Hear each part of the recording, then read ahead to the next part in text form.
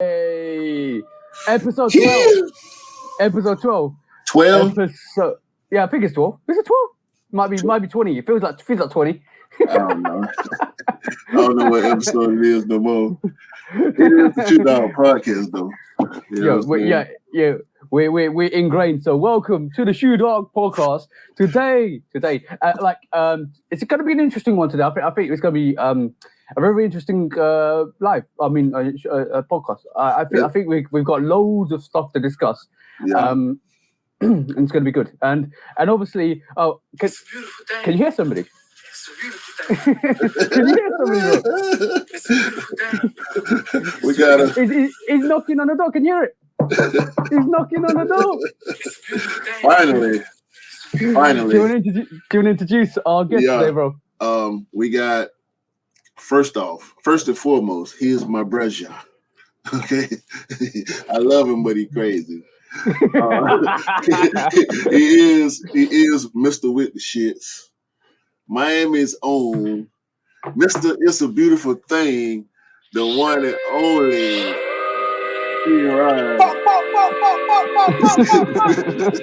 Shoe Dog. Yo, Q. We're late today, right? We are. We're half an hour late on recording today. So you know what that deserves? What you talking about? Give him that book, bro, for being late.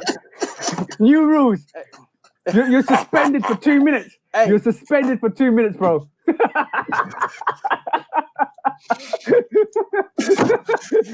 on 2-minute lockdown. That's the new rules. If you get the Shoe Dog, if you get the book, you're suspended for 2 minutes. Like you got a suspension for 2 minutes. So, bro, did we have a guest today? Yeah, we do. We do. He'll be here. So, things happen. Things happen in life sometimes that throw you off schedule a little bit. So I understand, but sometimes when you're late, there's repercussions. So. Yes, the repercussions are now nearly 1 minute in. Right. So, what was on feet this week, bro? Oh, nothing. Just one of the greatest sneakers of all time. Yes, bro. I see that. We will discuss Air Max Day, but yo, bro, that is some dope 95. Yeah, this is the king of all Air Max to me. This shoe, because of the way it's designed, so different from not even that the 90 and the Air Max 1 are similar, but they got more of a traditional design. Yeah. Makes sense. You know, of course, we talking about Tinker, and we know all the different variations and colorways and whatnot we done seen. Yep. But when I first saw this shoe, this Air Max 95. The bell's gone off, bro. So we can get Rod back on. There you go. I almost forgot he was He's back again. Guess who's back in the building? Man on the million. You can tell it's gonna be one of those episodes, bro. You can tell already. I ain't coming here for no bullshit. Right? You called, hey, if I'm not mistaken, he introduced me as Mr. with the shits, right? Yeah. This is true.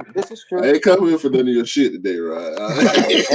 Hey, first of all, you showing the shoe that you know I wanted and I ain't get my hands on. Bro, nah, you can't feel no kind of way, man. No, it's all right. It's okay. We're gonna talk about one of us got them. That's all that matters. Nah, we're gonna talk about it. We're gonna talk about it. But what did you have on feet this weekend, sir? Or at any point during this week? No, you know what's strange? I actually had on LeBron's this weekend. Yeah, yeah. Ooh. We know Rod is a big LeBron guy. Like, Is it? yeah, not so much. Don't do that. No, I feel like personally they hate on LeBron because he was compared to Mike so early in his days, and he No, but surpassed that's Mike a in good thing. probably almost everything but rings. But why No, hate on the man? I've understood that. no. Like this, I'm not hating. I think it's a good. I think to be compared. I'm hearing a lot of rattling, bro. Yeah, what is that? I don't know. Is that your phone? So to be compared to a great legend like Michael Jordan, and in his earliest career, it goes to show that like you basically do something right. So it's a tribute to him. In terms of surpassing, I think LeBron's career has been longer than Michael's, and Michael had obviously that career retirement in mid through his career and came back to basketball. So that's got massive impacts to the stats anyway. So it's hard to do comparisons, but everybody's gonna basically compare it to the rings, or basically how many rings you got. But It's that see, simple. at this point, it really don't matter because LeBron. I mean, they're different guys. You know, like I'm really tired of. I can listen to it, but I don't really want to be a part of that debate anymore. No, because you sometimes just enjoy the same greatness. Yeah. You got to enjoy, but like in football, it's the same thing. Like you obviously know about Ronaldo and Messi and all of that stuff, right? We just lost King Rod, so he will be back. Yeah, you heard like Ronaldo, Messi, Maradona, Pele. Like everybody likes to compare like who the best footballer is and stuff like that. Everybody likes to compare who the best NBA player is. Everybody likes to compare who the best American footballer is. So basically, I would just say, rather than throw comparisons or rather than sort of throw shades at players, just enjoy the fact that they're in their prime. Just love the beauty of the expression of sport in that motive. It would all come a time when they're not as on their peak as they are, and obviously they will start to fade away and a new generation come through. So it's love the Westbrooks, love the Kyries, love the Hardens, love the players that play the quality of the football of the basketball they play. So I would say from that aspect, don't throw comparisons. Just don't throw. It's not worth it. You can argue for days. Just enjoy what they do. Well, you know, I think that's a product of the fact that people compete with each other anyway. Yeah. So it's gonna always be like the less competitive the person is, the less they're gonna be willing to have that conversation, in my opinion. Like people that appreciate differences from one person to another and still respect each other at the end of the day. Yeah. That's the good part. You know what I'm saying? Yeah, exactly. That's the side I'm trying to be on right now. If I might not like somebody, but I ain't got to knock them. You know what I'm saying? And going back though, with the LeBrons, like Rod was saying, it's a generational thing. You know what I'm saying? Like older people, like people our age, we grew up with Mike. We grew up with LeBron too, but we saw Mike first. You know what I'm saying? He was the first big thing. And for a lot of these kids, LeBron is the first big thing.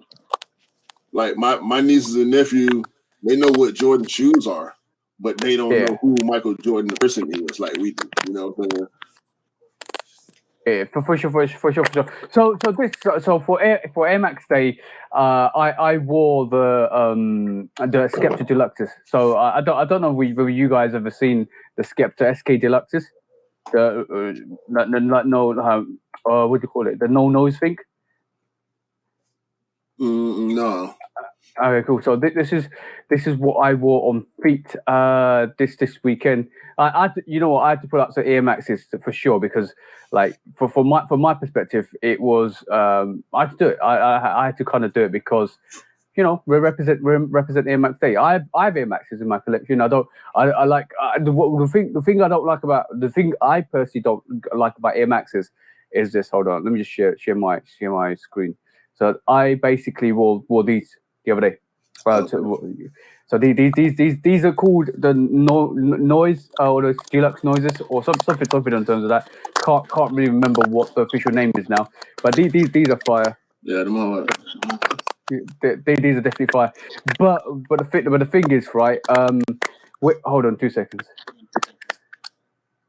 But the thing is, right? The thing is, like with Air Maxes, like I find that the my feet don't sit flat.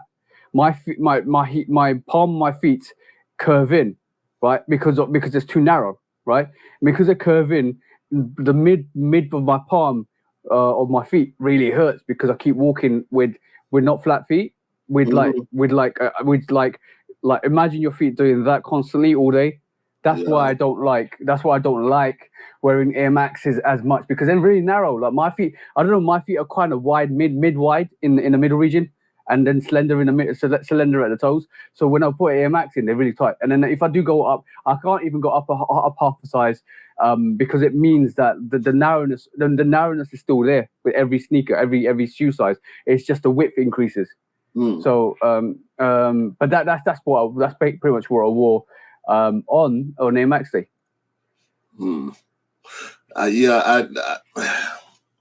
That foot, I kind of get that with Air Max a little bit, but I think that's more of a break-in thing for me. I don't know if that will work for you.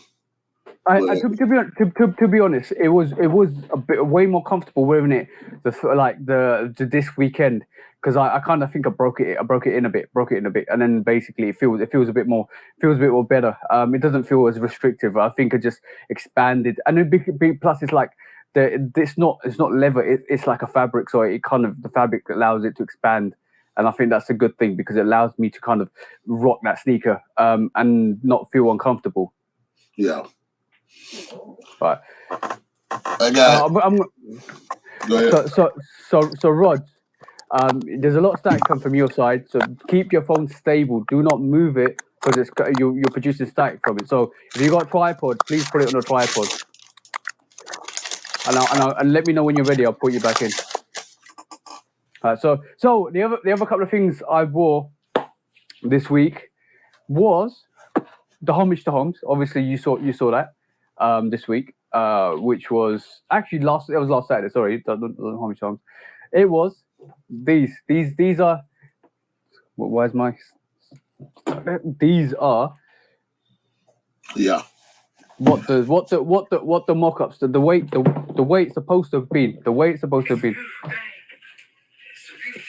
and obviously this one's customized for what I want it to be, and this one's the original. So this, obviously, I turn this into this, and then I have a mock-ups that how it should have been. That's how it should have been. Yeah, man. That we can talk mock-ups all day long, bro. It's always gonna be something with a mock-up. Definitely, 100%. But I'm doing these today. Woo-hoo! Air React 270 Bauhaus. I rarely pull these out. I think I only wore them like 2 or 3 times so far since I had them. Yeah. So I'm gonna do these today with my packs, with my pack pack. Actually, speaking of pack, I know you had a couple of pickups this week. Yeah. I'm just trying to sort out Roz in the background. Yeah, so this week's pickup, I literally, all right, cool. I'm going to do the review for this on Thursday, but I'm going to do promos for this Tuesday, Wednesday, and Thursday, right? And they're going to be promo commercials, reels, right? I've three commercials in mind for this sneaker. You know, this sneaker was not even advertised, dropped out of nowhere 3 days before Air Max Day. Should have been on Air Max Day. It is a classic 35th anniversary sneaker. And if you don't know this already, you should know this already. Yeah, I don't think you guys have got it yet. Sorry. Everybody in the EU and UK should have got themselves this, bro. This is fire, bro. And, Air Trainer 1 OG chlorophyll. yeah, and I'm just gonna go like this. Look at that. Look at that. Look at that, bro. And the theme of the adverts. Just remember, butter. It's coming your way. But it's coming your way, bro. It's coming your way, bro. It's coming your way. And they'll tell them what you would come up with. Yeah. You know how it be. You know how it be, bro. I'm going to try and do what Nike should have done in the first place for that sneaker, because I'm going to put out 3 adverts and tag Nike in it and say, you should have done it that way. Yo, Roddy's back in the building. What do you think of those chlorophylls, bro? We can't hear him now. Nah. We can't hear you, bro. Can't hear you, bro. Can you, bro, sort it out. I'm going to show you this. Let us know what you think.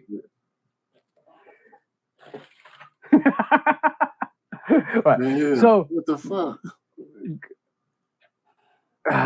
So unfortunately, we're always gonna have technical difficulties. So Rod is late and he's causing disaster on this podcast, but we're gonna carry on because there's a lot we still got to go through. Yeah, I can see him laughing on the other side. If you can't tell, we can actually see Rod down there. He's actually laughing. It was the popping in his microphone somehow. And yeah, bro. Now we can't hear him. Yeah, Rod, you're getting this. All right, we're gonna try and add you in one more time, bro. And you know what? I knew this episode was gonna be chaotic, but I didn't know it was gonna be this chaotic, bro. Nah. Right, Rod, say something, bro. Oh, he's gone. Taking stuff out. All right, cool. He's gonna come. He'll be back. He'll be back. He'll be back. We're not gonna stop trying to get Rod in here. We need Mr. It's a beautiful thing. I think we suspended him and it just malfunctioned from there, bro. Maybe we should have done it. Damn. Oh, okay, cool. So okay, cool. So let's. There you go. We still hear that crackling, bro. Yeah, we still hear that crackling, though, bro. I don't know where that's coming from, to be honest. All right, cool. We'll persevere. Make sure you don't move your phone, so you can kind of reduce the static. Or if you've got headphones in, if you got headphones, go and plug your headphones in because it'll make a difference. He said he ain't got none. He lost his. Ain't no headphones. Listen, you lost your AirPods, bro. Huh? Yeah, I lost my headphones, man. Okay, good. All right, we'll persevere. We'll persevere. And if it gets really bad, we might have to take you back and come. You might have to come back another day. But what do you think of those Air Trainer 1s, bro? Man, that's Wade. First of all, just go ahead and hit the. I don't need to say for this. Go ahead. It's a beautiful thing. Amen. So I mean, personally, it's a lot of Nikes I didn't get my hands on that I want to get my hands on, but they haven't released for you guys yet. They haven't released to the States yet, so that you could get a possibility. And it's actually sitting here in the UK. Yeah, we could have got them. I actually I got the alert for it, and I just decided not to pull the trigger because I've been doing too much. So that's how the box looks. Yeah, so OG Nike box. I'm gonna leave it at that because I'm gonna do the review for Thursday. I'm not gonna talk much about it. But for sure, one of them's for Eric because Eric saw the sneaker and he's like, "Yo, I want it. That's dope. I want it." And then so bro, I might need to take you out because there's something fundamentally wrong with your phone, bro. That's feedback. I don't know what's up. No, it's the fact that you ain't got on the headphones, so our voices are interfering with the microphone. That's why we're hearing ourselves back. It sounds crazy. All right, so I'm gonna ask Rod to get himself plugged into a laptop if you can. Oh. So carry on, bro. Sorry. Yeah. But that's shit. Fucking man lost his headphones. Well, unfortunately, that's the circumstances. Worst case scenario, we'll bring him back on next week and we'll have a conversation because it's not the only thing we got to talk about, bro. There's a lot of things we got to talk about, and I know the episode was for King Rod, but we introduced King Rod.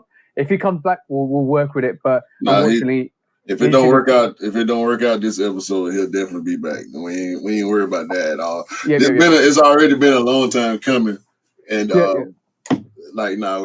we ain't going out like that. But yeah.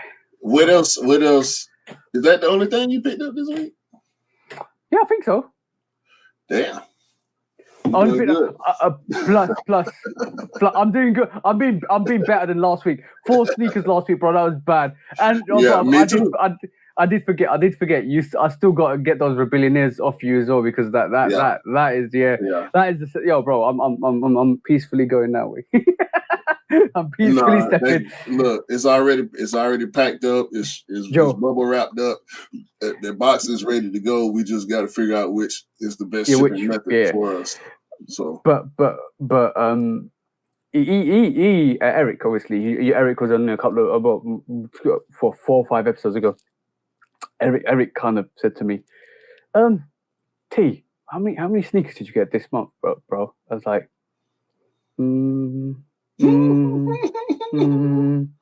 I don't want to say, bro. Was it 11? He wore 10. I literally calculated. I've picked. It's 3 months in, bro, and I've picked up 15 sneakers in 3 months. Yeah. So that's 5 a month average. Yeah, but March Madness. I put my YouTube video out and I said March Madness. I told everybody March is going to be absolute stupid. Like I'm talking. You guys got playoffs. We got a plethora of sneakers, bro. We got the playoff. I can't remember. Did the Sixers come out in March? The UNC UNC Sixers came out in March. I think that was the first shoe in March.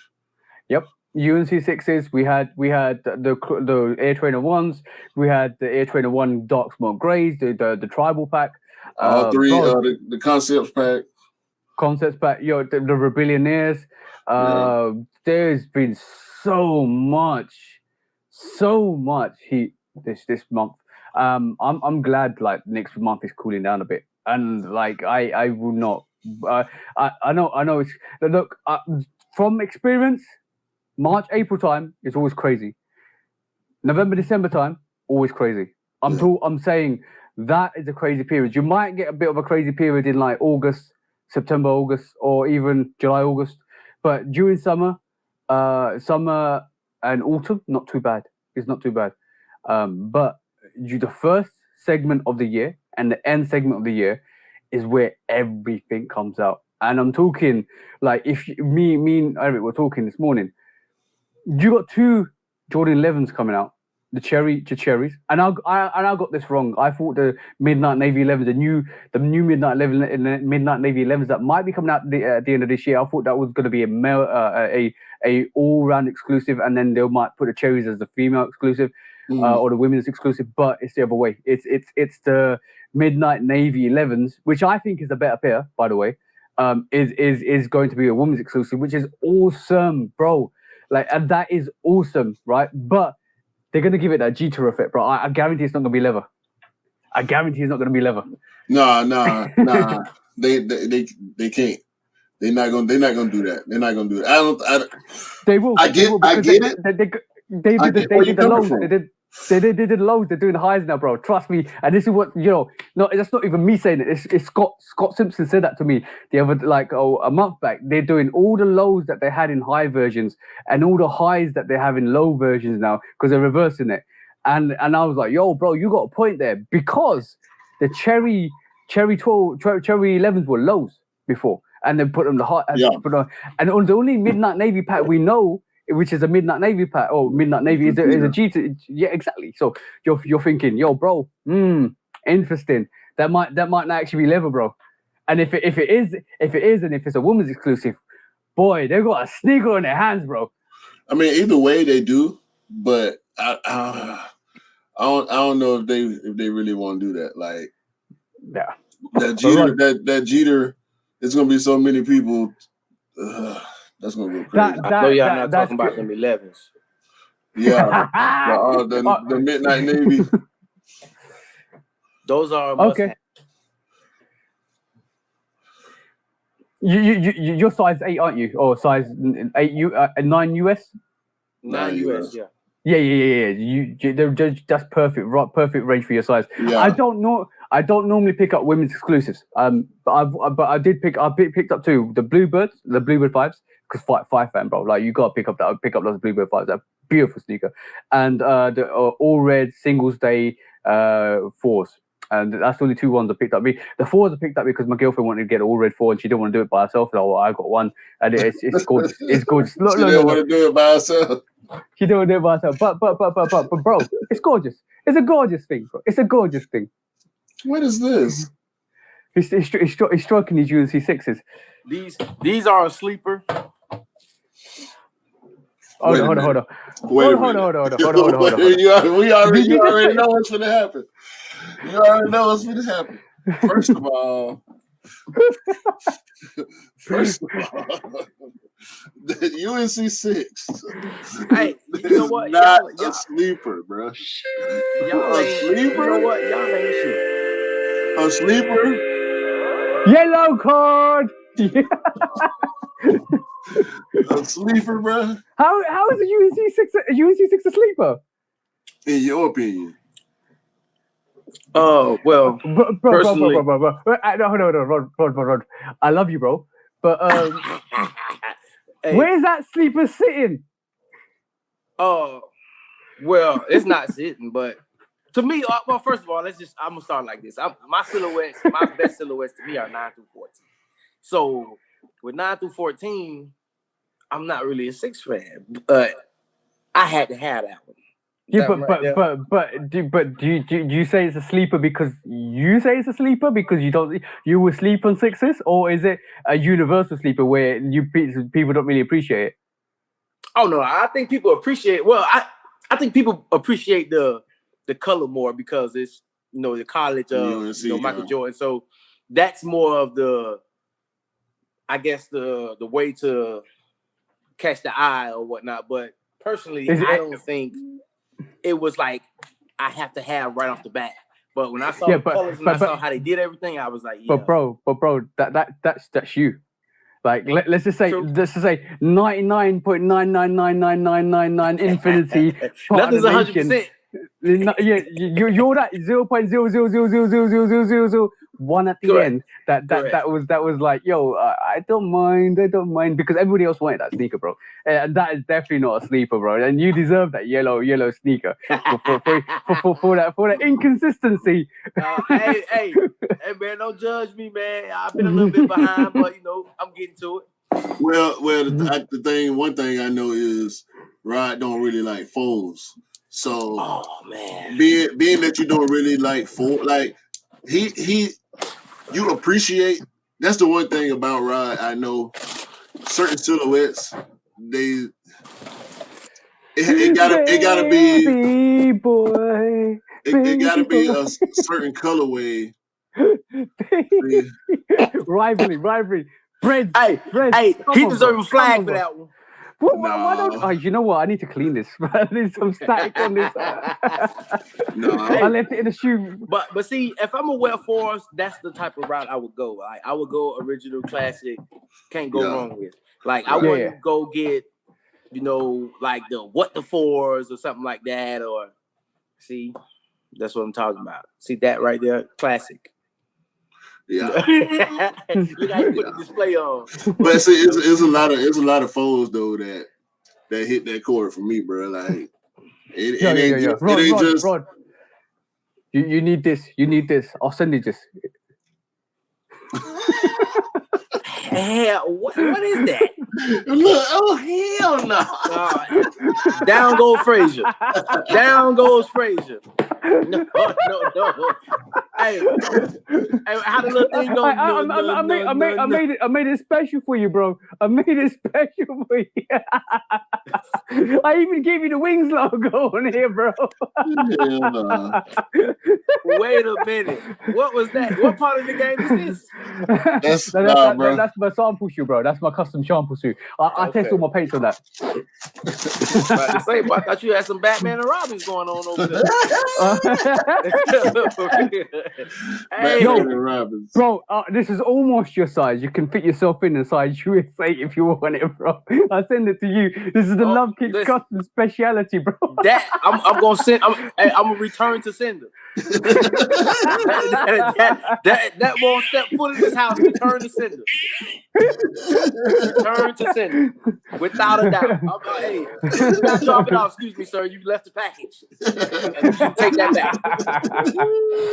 Look, Ryan gonna be the first sneakerhead in history to refuse a sneaker delivery. So you don't like this variation of what the fours? Well, see, I like the way you did that black one. That black one is nice. The black one is nice. Now that white one, on the other hand, I like the white one. I do what, like. What you gotta say? I can't get jiggy with that one. I can't get jiggy with that white. Okay. One. That black. So do you like? Would you do like the Lightning Force? The Lightning Force? Yeah. Yes and no. Yes, because the color was interesting. It was an interesting colorway, but no, because it was just like number one, I'm not a Force fan, so it was already kind of a no for me. But with the yellow, I think they should have put more gray and black and kind of like trim the yellow in spots. But the Lightning Force are the Lightning Force, bro. That you're talking about a different variation. You're talking about maybe the Thunders. Nah. I mean the Thunders. The Thunders to me is lesser of the pair. You know what I mean? Like the lesser of the pack. The Lightning 4. I mean black and yellow. That's why the Crimson. I didn't really. It's not a bad shoe. But I'm like I don't need an all black and red 4. Like I didn't like those. I didn't like those. No. That sneaker. If that sneaker's in anybody's top 10 this year at the end of this year, I allowed it to be in the top 10. If that's in anybody's top 5 for this year, I'm gonna have some questions. I'm gonna have some questions for you. They need the flag. If that's in the top 5, let's get the flag. Bro. The quality on that was horrendous, bro. Listen, with the foes that we're supposed to be getting this year. Think about it. We're supposed to get the midnight Navy foes, right? Not the midnight Navy, but the military. Military black. Yep. The infrared force. Infrared. I do like the infrared force. You know why? It reminds me of the glow greens. Like those. It's just kind of like a swap. It's a color swap. It's I do like that. Reptile and Ermac. It's just a color swap. Forget force. Green beans. Green bean 5s. Let's move on to our favorite silhouette, bro. Let's dodge that. Green bean 5s. Somebody must have was hungry when they made the name Green Beans. Huh? They had to be. They had to be hungry. They had to be. They think about green beans or something. Every time Rod talks, I'm gonna put the beautiful thing on, bro, because every time he opens his mouth, it's a beautiful thing.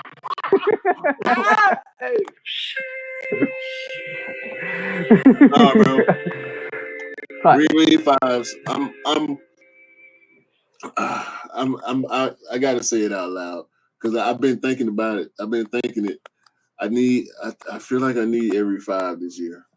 Yeah. I need J Horizons. I know you already got them. They released over there, and they sitting over there. We'll talk about that. We'll talk about that later. Bro, I forgot. I got the J. You're right. Slap me, bro. Slap me. No. Okay. Did I pull these out? Did I pull these out last week? It's okay. Did I pull these out last week? Did you? Fuck off. Come on, bro. Did you? Yeah, I don't think I did. Flag on the play. God. Hey, you know what they do? Time out. Well, bro, you're getting that time out with that pseudo book, bro. This man said, I forgot I had to play Horizon 5s. That's what he said. Actually, I did pull it. Did I pull it out last week? You did, but you did pull it out. You hadn't released your review yet, so we never really talked about it. I'm gonna say this right with this sneaker. Right, what the fuck is? Oh, sorry, language. Did you see what they did with the soles though? Look at the soles. As if it's fire. worn like down already. It's fire, right? But it's Virgil. It's fire. It's fire. It's fire. Yes, rest in peace to Virgil. What you think about them, Rod? I like them. You know, I'm not a 5 fan. I had to have the Wonders and I had to have the Greats. I told you that. But I'm gonna say one thing about this sneaker though, right? I did not expect this leather. I thought it was nubuck. Yeah, I did not expect that leather. It's like the leather on the Raging Bull 5s. No. Okay, so what color is that? No, I'm not Raging Bull. I mean 5 and 5. Sorry. Hey, that's black. What color is that? That's almost the dot. It's not black. It's like gray black. Okay. You know what I'm saying? Almost blue black. You're almost. That's an interesting colorway. Now it's gonna be. I think it's gonna be extremely hard to find something to wear with them. But shit, I got some shit right now. I just got some shorts. I just got some shorts that color. You probably got about 10 hats that color too. No cap. I got a few camo. I got 3 camo hats actually. So I don't, bruh. Yeah, I'm in on that. Even that's I got something for that. I like them, but it's not a must-have for me. So if push come to shove, I go in on a raffle or anything for them because I know it's gonna be a raffle. So yeah. I go for the size 11. I ain't.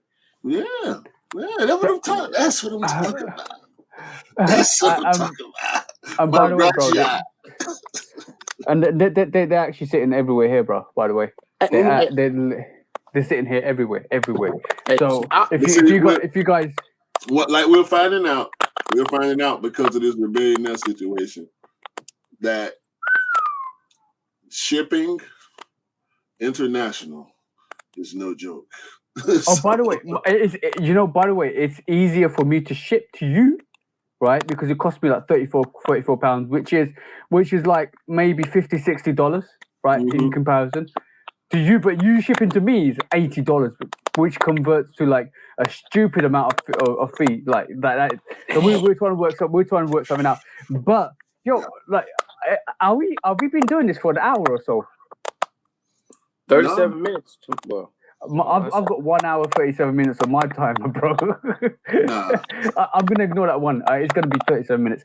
But that's crazy. That's crazy. But by the way, we're talking about pickups, right? So I'm just gonna quickly go through some of the stuff. Go on, you. the Pac-Man's in the house. This guy. Yo, Scott Simpson, you're a bad influence on us, bro. Actually, I want to tell you, wait, you ain't nothing. You ain't nothing. What? Ain't nothing.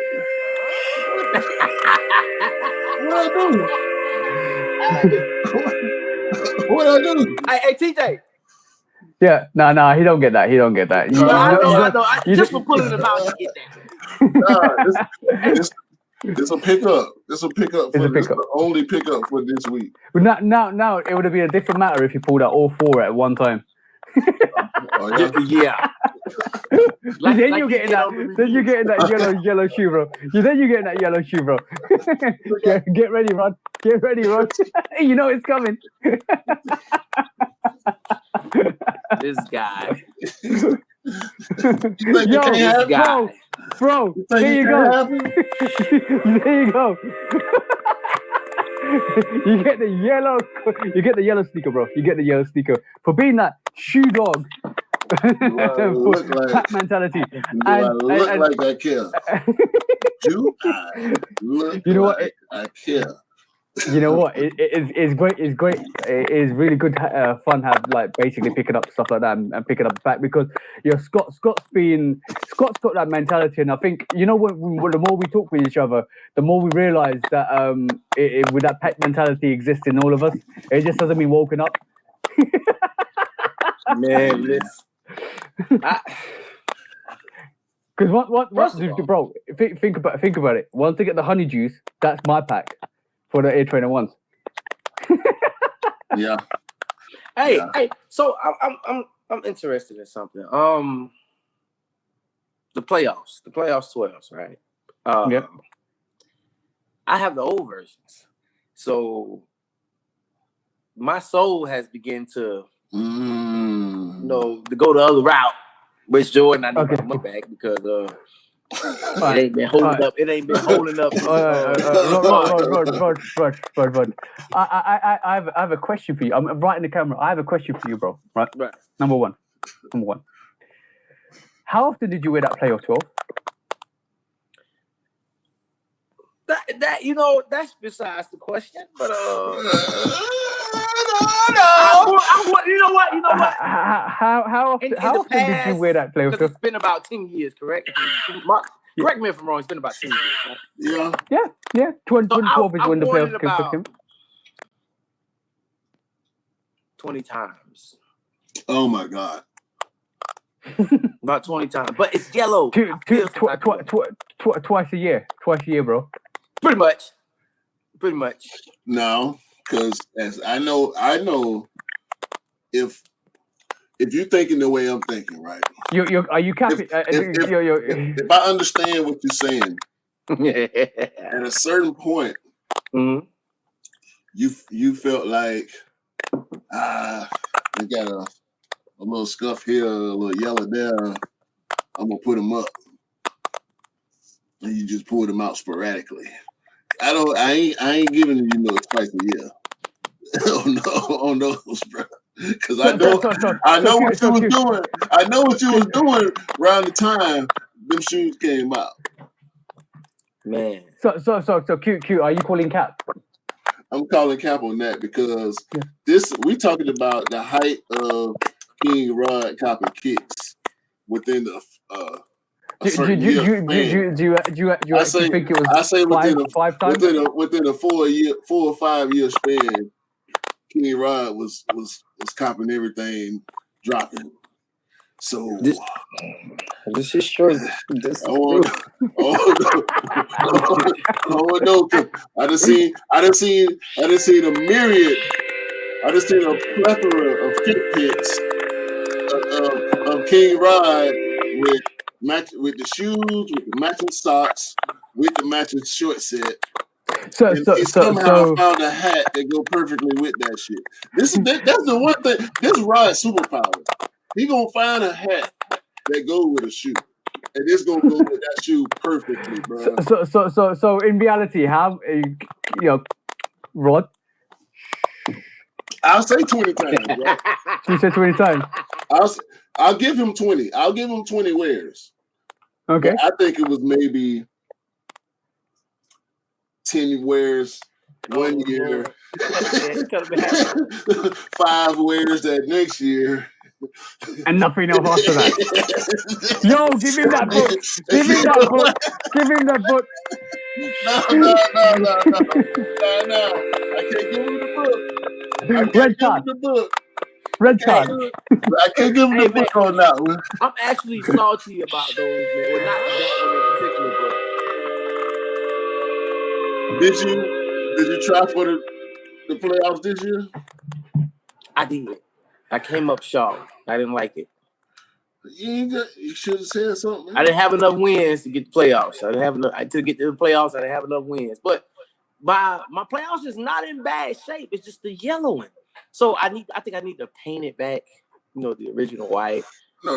I think I'll be good from there. But the black is. You just gotta wear them. Paint what? You gotta wear them, bro.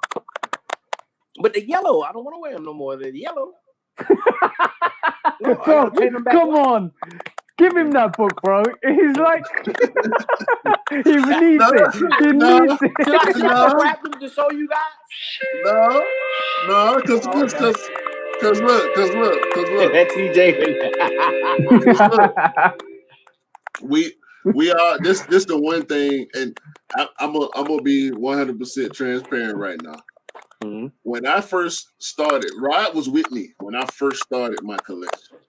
Like when by the time we started looking at stuff together, or like moving as a pair when it comes to trying to cop sneakers, I might have had 10 to 20 pairs, and Rod at that point had a lot more pairs than me. He had a lot more heat, a lot more experience, albeit in a certain point in his life. He was, moving and grooving real hard. So it's like to go from having 10 pairs to having 100 pairs is like, all right, now you got to pick and choose. But the playoff 12, knowing what I know now, it's gotta be preserved in that way. Like that, you could wear it around the house. Fucking, I ain't saying go hoop in it, cause I know you still hoop sometimes, but like, bro, you gotta wear it around the house, bro. Put some heat on activate that midsole, bro. Activate that sole midsole, because basically, otherwise, what you're gonna find is, as soon as you step out the door one day when you want to wear them and you don't care about them and be yellow, or you repaint them, right? They're just gonna go flip, and you're like, oh damn, my sneakers are talking. Man, that happened to my cool grades. Oh man, man, you talk about embarrassing, man. Listen, Jordan. Man, listen. What happened? Yeah, absolutely, yeah.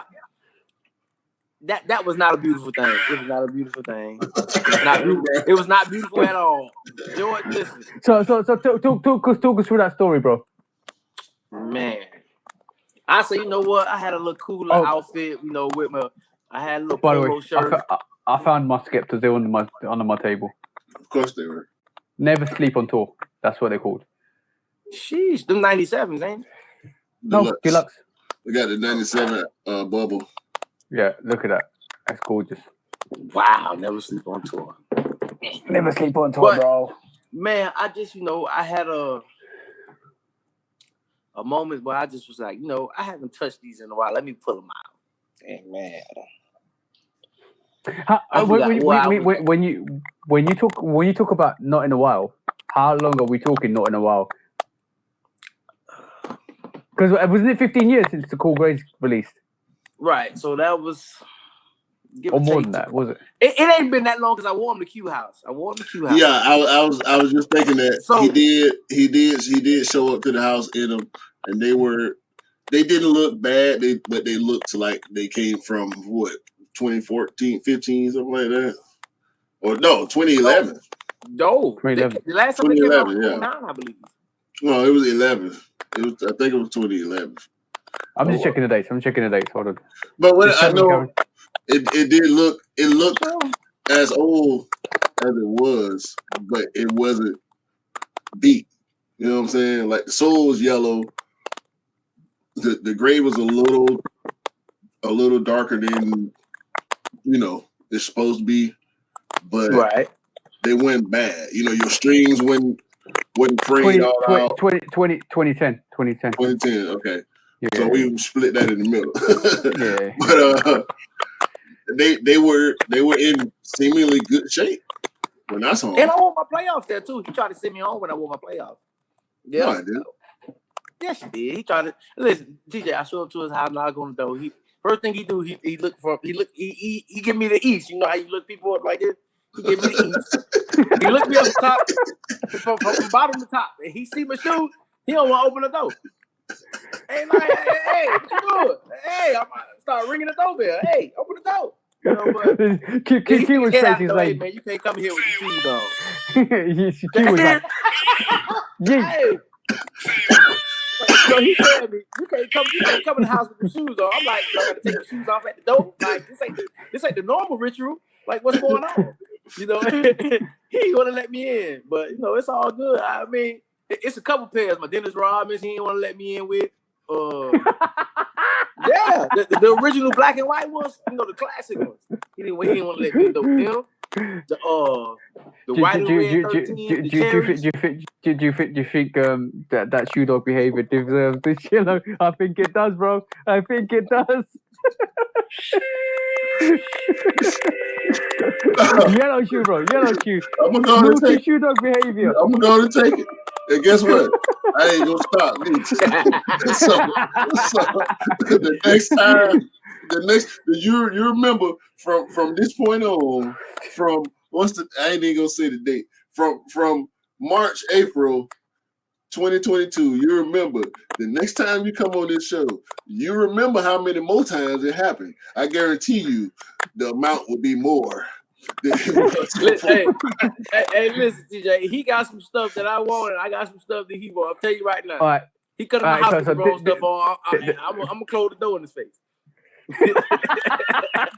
All right, cool.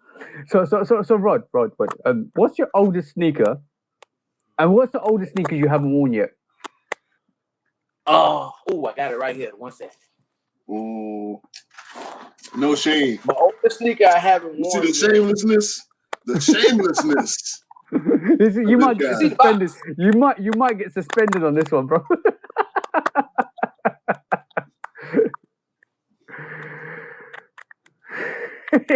What's the production date on that, bro? The Dirty Bread 13s. The Dirty Bread 13s. They're about 8 years old. About 8 years old almost. 8 years and you old. never worn them. Never worn them. What is wrong with you, man? Give him that book, bro. Give him that book. Between these and the Legend Blues, that came out in 2014. These came out. Wait. These came out a week before the Legend Blues. Hold on. So you got two shoes that you haven't worn. That's the same age, yep. One is bro, and you're proud of that. Yeah, low key. Yeah, I am. Bro, just give me the book. You know why? I'm suspending I don't know many people who can bring these out and they not screwed up. You're getting that shoe dog book, bro. Hold on. You're getting that shoe dog book. Hey, I'm not suspended right now. I'm not suspended. Hold on. No. Let's not take him off, right? Because you got some explaining to do, bro. Like how in the hell you talking about Dirty Bread? What is the? You didn't even answer the question. You in court right now. You in sneaker court right now. Yes, y'all. What? We need to know. We need to know production date on that Dirty Bread 13. Jesus. Listen. It's in the. Look at the tag, bro. Please. Objection. Please, no. You know what? Objection. You know what? Let's do it. No. We can't nobody. We gonna mute you until you start the production day. King Rod's been muted for 2 minutes. 2 minutes. Oh no, he coming with the evidence. 2 minutes. Are you ready? Exhibit A. July 9th, 2014. Come on, mute it. Just mute it, bro. No. You've already given him the book, bro. Just he get more on top. You know what? Hey, you know what? No. I'm a flag myself.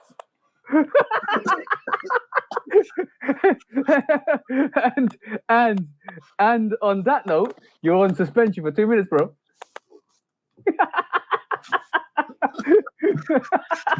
Right.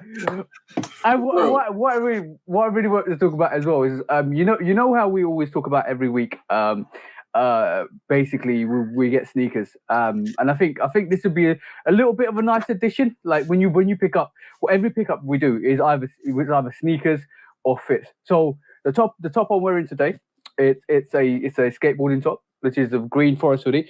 I got this because I got this from JT Skateboarding, which is in Shoreditch in London, and like it's next to the Bros Retro vintage shop, which is amazing. Like, no, it's a retro shop, not rather than vintage shop. This is amazing. King of Trainers. I will slightly touch on that in a bit about what happened on Thursday. But yeah, I was there Thursday and I picked up this green hoodie. This forest green hoodie is absolutely beautiful because it goes with those handcrafters. You know, those handcrafters that forest green, beautiful. So I can wear this for the handcrafters. But also, obviously, my girlfriend was in Bristol. And she picked up. She called me in Bristol. She was out shopping. She's trying to cheer up her mum. And she basically picked up a Keith collaboration with H&M. So H&M have a Keith collaboration, right? So she picked up this beautiful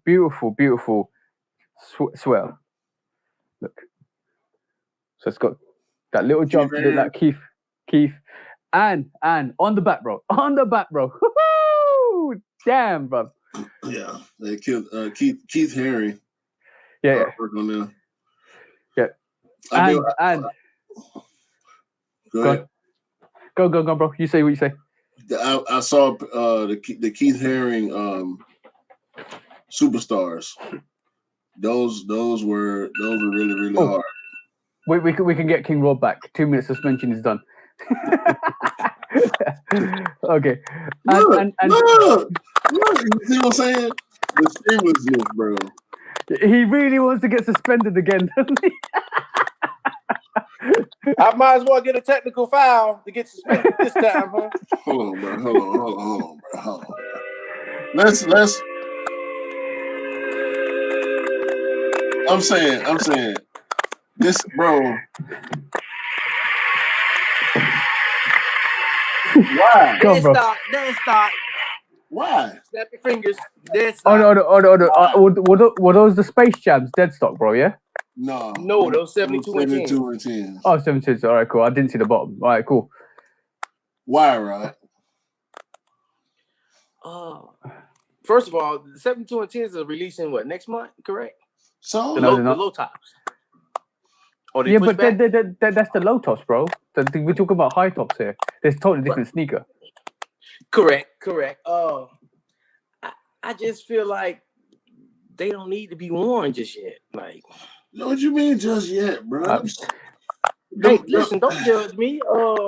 Them UNC 11s, the Columbia, the Legend Blue 11 came out in 2014, bro. That 72 and 10 is just 7 years old, bro. I think it came out the year after the Legend Blues. You put your feet in any sneaker that is more than 4 to 5 years old, that is going to blow up in your feet, and you have a cool great situation on your hand again. Every single sneaker you're gonna put on your feet, you are going to literally. Let's put it this way, right? It's like this from a sneaker perspective. It's like making sure, if for a human being, it's like you're not breathing, right? For a sneaker, not wearing it is like you're not breathing. You're not letting the sneaker breathe. Right. And what happens is you oxidize the midsole to a point where it's now really hard. And as soon as you put your feet to it because you haven't activated the foam, it's gone. It's gone. So if you do try and wear them, you can't wear them. You cannot wear those sneakers, bro. Because literally, your life expectancy of the sneaker was this big. You just gone there. This is why I'm on Shoe Dog. So when it does go, bro, shoe dogs wear their sneakers. Hey, listen, this is why I'm on Shoe Dog. Bro, you're a pooch. You're a pooch dog.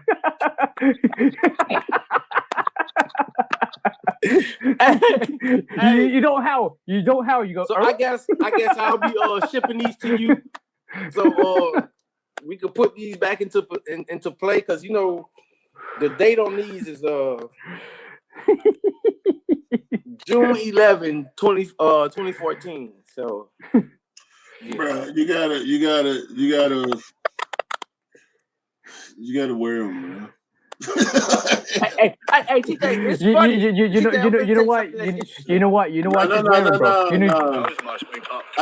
I know. I bet you could walk all day in shoes like that and not feel a thing. I wish I had shoes like that. Right. You see what I'm saying? Like, bro. Bro. Those two pairs that you got right now, right? Mm-hmm. I see people still wearing them, so it's not like there is a possibility. It's not like they're gonna disintegrate under your feet when you walk in them, but the chances of that happening are very, very high because you tried them on? Did you even try them on? I tried them on. That's about it. Bro, nah, you need sleep in them one night. Hey, they got a little bit of house love on the carpet from the bathroom to the front door, maybe a little house love, but that's about it. But no outside. Rod, the thing is really the most important thing is to make your sneakers last longer, and the only way to make your sneakers last longer is to wear them. Because there's a misconception of if you don't wear your sneakers, they'll last longer. No, they won't, because basically you're letting them sit there and you're letting them degrade naturally. It's like basically saying, all right, cool, I'm gonna leave you there and I'll come back to you in about 10 years, and in 10 years it's degraded. It's like worms have got to it. Is eating through it. It's like that with everything. Do always wear your sneakers. And one of the things is, I know I'm bad. I already picked up 15 sneakers this year, but I'm going to progressively wear my sneakers, right? Because I need to wear them, because from my personal perspective, as I spent a lot of money on my sneakers, and everything here didn't come easy, bro. Like, they didn't come really cheap. So I spent money, and the thing is to maximize your money.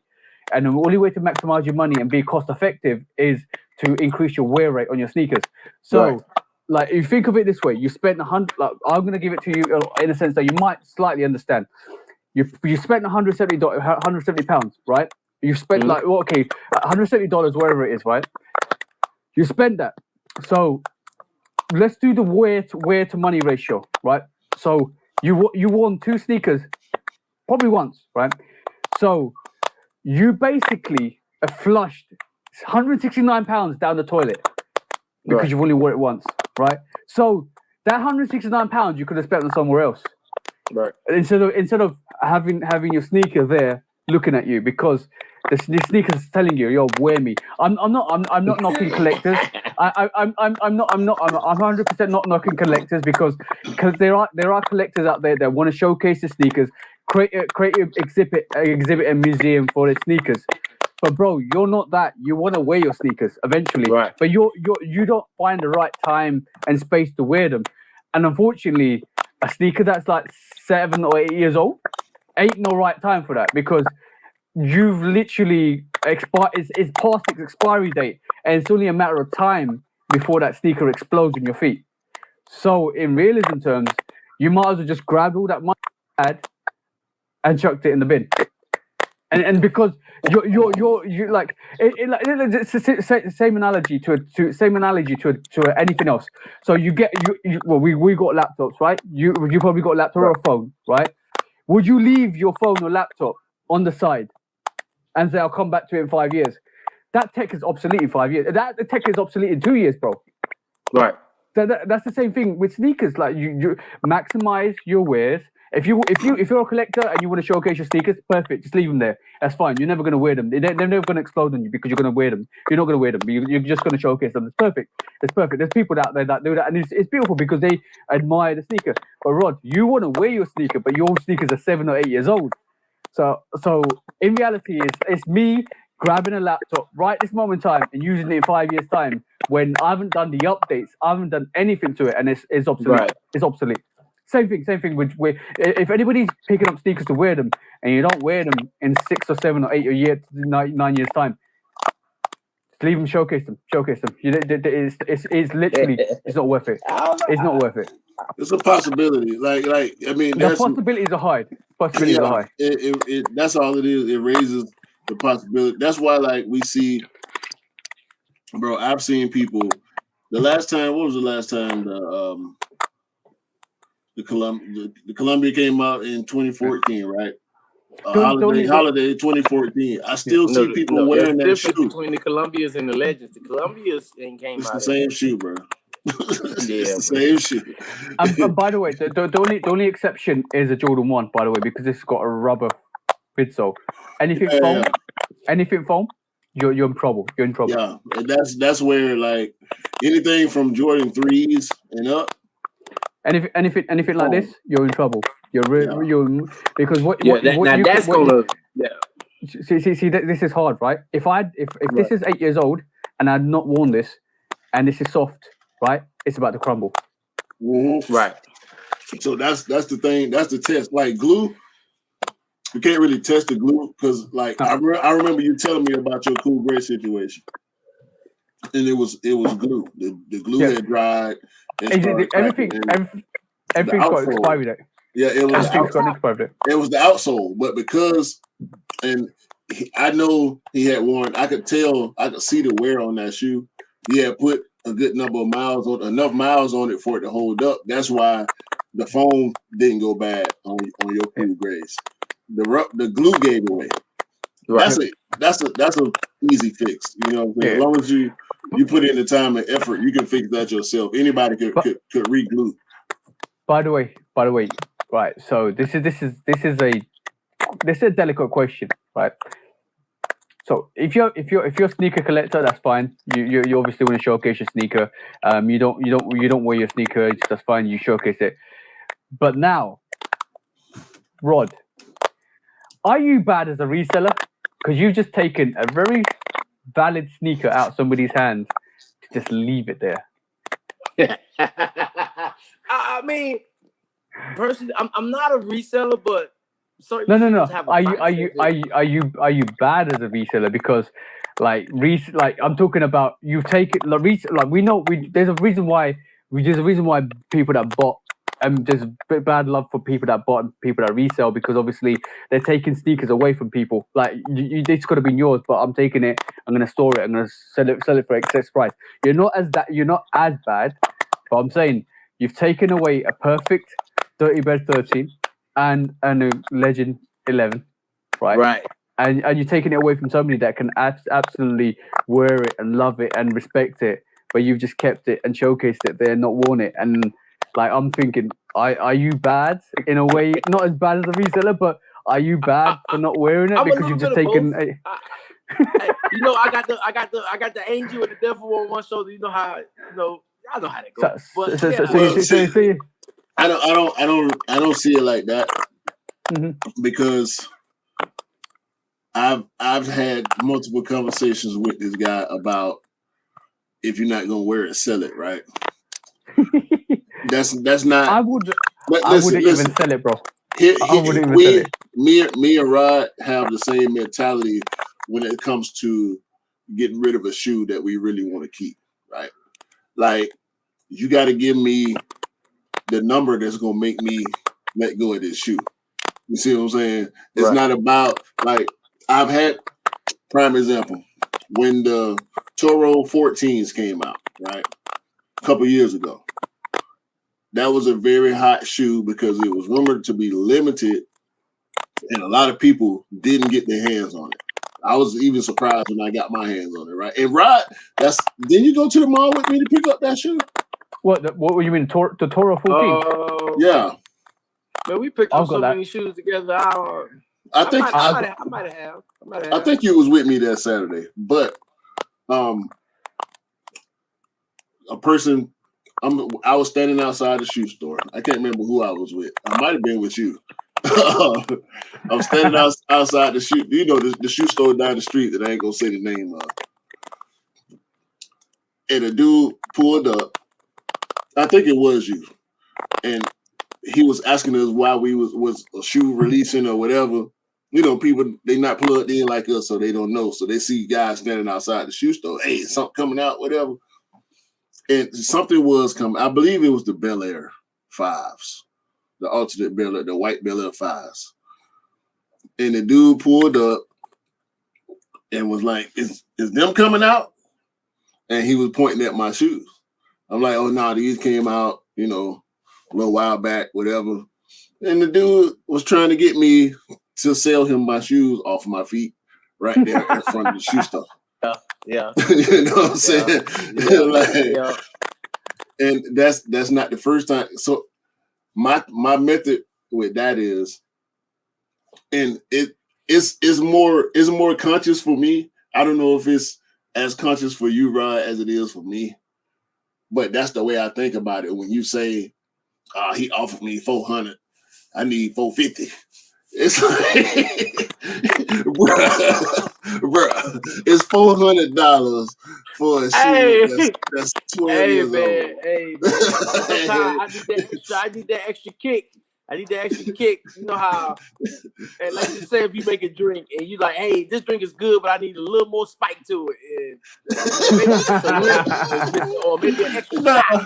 No, bro, because if a dude see me with my PSG 4s on, and he say, "Hey, man, I'll give you $500 for them right now." No, bro, give me $1,000. And you can have them, right? You know what I'm saying? This is true. You know what I'm saying? Make it worth my while. Because that's that. So with I love to wear that shoe. You know what I'm saying? I don't wear since I had it. It's the value you value that sneaker at for your personal. Right. Yeah. So it's a personal value thing, but whether or not you wear the shoe is a whole different conversation. You know what I'm saying? Because Rod could have sold all 3 of those shoes that he showed us. I've seen it myself. He could have sold those shoes if he really wanted to sell them. I've seen a guy offer him $400 for that Columbia 11, and he said $450, knowing damn well that dude wasn't going to come with another $50 because he was selling it.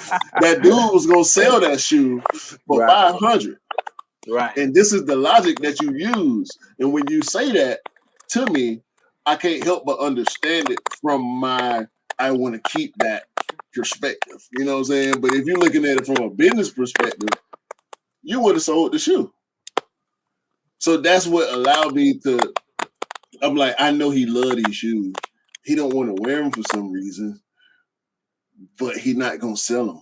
They his fucking shoes. He can do what he want to do with them. You know what I'm saying? Or not. So that's the part that get me. Is like, bro, UNC 11, fucking Legend Blue Columbia, whatever. Because we call them everything, right? Ain't no other Jordan 11 that's got that colorway. Yeah, Legend Blue Columbia, same thing.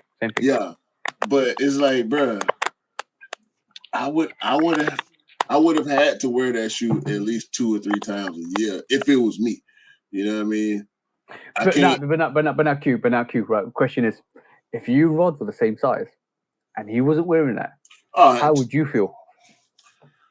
You know what? It don't matter. TJ, I'm gonna take this from TJ. TJ, listen. Q used to get on my head about, hey man, wear your shoes. Why you not wearing shoes? I say, Q, man, listen, it's been hard for me to kind of figure it out sometimes because I got so many and I be trying to sort through, looking at my closet, looking at my shoes. I want to kind of match. Sometimes you just have to have the perfect outfit to wear with shoes. So it's like, I'm holding these until I get the outfit that says I must put on these. So, make a long story short, he was like, okay, I'm wearing my shoes. I said, all right. As this collection started building, I said, bro, you had those for about 6 months yet. You ain't roll those. He's like, no, I haven't found nothing yet. I said, okay. I said, now we getting somewhere. Now we getting somewhere. So,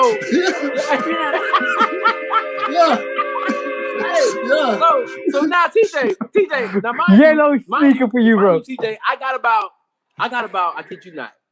Yo. I got about 15 pair of shoes I haven't worn yet, right? You're a lie. You're a lie. You're a lie, bro. No. Listen, 15. It might be more. Let's just you ain't worn now one of your pants in your collection 15 times. You gonna put out 15. No. Hey, listen. But TJ, this is the interesting part, right? Tell me why now. My brother has now he's probably collected more shoes than me. In the past few years, he's collected more shoes than me. But here's the catch to it. Ask him how many unwear pairs he has. I ain't saying about mine. But you got more unwear pairs than I have. But you ain't got no 15. You got more than 15. I'm gonna give Q a get out clause. I'm gonna give Q a get out clause. The only get out clause I'm gonna give him, and the leeway I'm gonna give him, is I'm in the same boat as Q, right? I have sneakers there that I probably have been saving for summertime. So those you got Lightning 4s, and you got the Lightning 4s, and you got the what do you call it? The UNC 4s. I've not worn them, and they came out last year, right? So COVID. That's an excuse. I'm starting to wear my sneakers a bit more. Obviously, you've seen the homage to homes. You've seen the 4s. You've seen a lot more sneakers that I've been wearing. But also, the thing with it is, he hasn't got sneakers at 8 years old that he hasn't worn, bro. You have. True. But what I'm talking about he's is got he's got more of an excuse because he's just acquired these sneakers, so he's saving time. Now, in 8 years' time, if he's in the same scenario as you have, then that's a different matter. But I don't feel like he was going to be in that situation, bro. Understand? See, now I got to the point to where he's at that same. I'm sure we all at that same point to where we pick and we kind of decide which ones we're going to collect, or we're going to get and decide to wear or whatnot. Now, mind you, he has about. Don't count my shoes, bro. I'm gonna be nice by saying this number 15. Don't count my shoes, bro. Don't count my shoes, bro. Hey, see, he has about 15 Don't count my shoes, bro. That he hasn't touched yet in at least 6 months. This man counting my shoes. You count my shoes, bro? So, hey. That's hold on.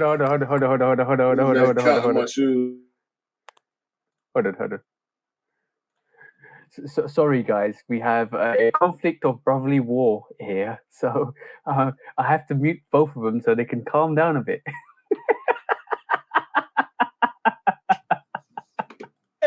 Hey, listen, man. Hey, TJ. Hey, so Q has about 15 Q, right? Just out. Q, I would out Rod because he's outing you, bro. Hey, listen. No. Q has about 15 pair. Q's gonna say this. Q's gonna say this. Ain't none of my pairs got the goddamn 2011 production date on them. Hey, that's cool. Hey, that's cool. Unworn, come on, bro. Nah, man, no. But see, I can sympathize to a certain extent, bro. Like I said, you were right. When I first started my collection, it didn't always occur to me that once I got further into my collection, I was going to have more and more DS pairs. I understand that. But ain't no, like, I got like 5 DS pairs. I'm talking about DS because I've been copying VNDS this year. So I got like 6 VNDS pairs this year already. Yeah, right? but like I said, the get out clause at the moment is Q. You just picked up these pairs. So in terms of you wearing them, I have more confidence in you wearing your sneakers than I have with Rod wearing his sneakers because he's that's in 10 years time. I still don't think he would wear those Legend Blue 11s, bro. I would have been putting them on feet, but I can understand holding them for you. I just popped we got the Flints almost 2 years ago. We both got the Flints, right? I just pulled out my Flints. I haven't worn mine. Exactly. I wore mine on my birthday weekend. Don't judge me. Hey, I wore mine on my birthday weekend. I still ain't put them in the box. I still ain't put them in the box. I still ain't put them back in the box because I ain't cleaned them yet. But he Muhammad Ali'd you, bro, because he got you to the punch. That's what I'm saying. But see, TJ, I'm gonna tell you something. What I know about my brother that a lot of people don't know. What you know? All right. This is what Q used to do. So Q has go check out the 808 page on YouTube, and love his customs on YouTube. Check him out. But 808, he's slick. Let me tell you what he do. What I do? He have his shoes ordered. They come. When he come home from work, he take a shower and put his shoes on with a fresh fit and stay in the house. What? Now, yes, I've seen that multiple times. Now, hold on. See, TJ, see. Hey, listen. They're not. Don't get me wrong. They're warned now. They're warned. They are warned. But in the house. Don't try to do that. So let me explain to everybody that's watching why this man. I also appreciate my brother for these. This man putting smut on my name. See, how many times you wore them? Never. Exactly. I didn't wear mine about 4. I don't want mine about 4 times. I don't want mine about 4 times. I wore mine 3 times, and plus, to be honest, I have a double up of that bread 11 because it's one of my favorite bread 11s, and definitely I'm gonna put that on feet again because I need that activation on the I'm gonna no capping with you. I got two fire red 4s, 2 wolf grey 4s, 2 bread 4s, and basically I will rock one of them heavily. I even got 2 winterized 4s, and I mean my winterized 4s. One of them winterized 4s, the beaters. But a new pair, I'm going to put on feet and rock them and still get the activation in because it's important. From my back of my knowledge is I spent money on that and I don't want to waste my money. So from that perspective, right. I'm going to put them on feet, activate them, at least give them a rotation. Even though they're sneakers, I want to wear when I go out somewhere nice because I want a fresh pair where I can go wear somewhere nice. I need that activation on the sole. I need to rock that to make sure I got the activation. Be it in the house, be it to the shops, be it go shopping. I need the activation because I do not want my sneakers to fail on me. Yeah. Right. But see, what he talking about is a product of content creation. All right. So what I look like coming home, doing an unboxing, doing a review with my work clothes on. All right. That's number one. That's number one. Why the hell would I do a review with this brand new sneaker with my dirty work clothes on? Second of all, if I do a on foot for that review, right? I know you don't do on foot, TJ, but for people that do on foots, you can't whether or not I'm even matching because sometimes I don't pick a t-shirt. I know some people they want to pick. I'm not gonna especially if I don't have the shirt that I want to wear with the shoe already to wear on the video. I'm not gonna, pick a shirt. But you can do it on feet just with the lower half, so you can only put your joke. Yeah. Exactly. So that's no big deal. But this guy is talking about the fact that I will put on a shoe to do an on foot and say it's undressed. It's not worn. That's not the same thing. If I unlace that shoe, or if I pop the lace bag, or once I hit that lace lock, to pull that, swap that lace lock on them 5s or on them 6s, or once I put that shoe on my foot and go outside on my porch, or decide to walk around in my house and get on my wife's nerves with new shoes on and shit, because that's the type of shit I do. But you got to play with your shoes sometimes, you know what I'm saying? But that's undressing is not the same thing as on road. You know what I mean? Like, so I'm not calling that worn. You know what I mean? That's just I got shoes. Shit. I'll show you something. I totally understand what you mean. So I wore these around the house, right? These if you know, these are the international. Right. I haven't worn mine. See what I'm saying? I've worn mine, but you can't tell I've worn mine except for a little smudge there. I wore it around the house because, right?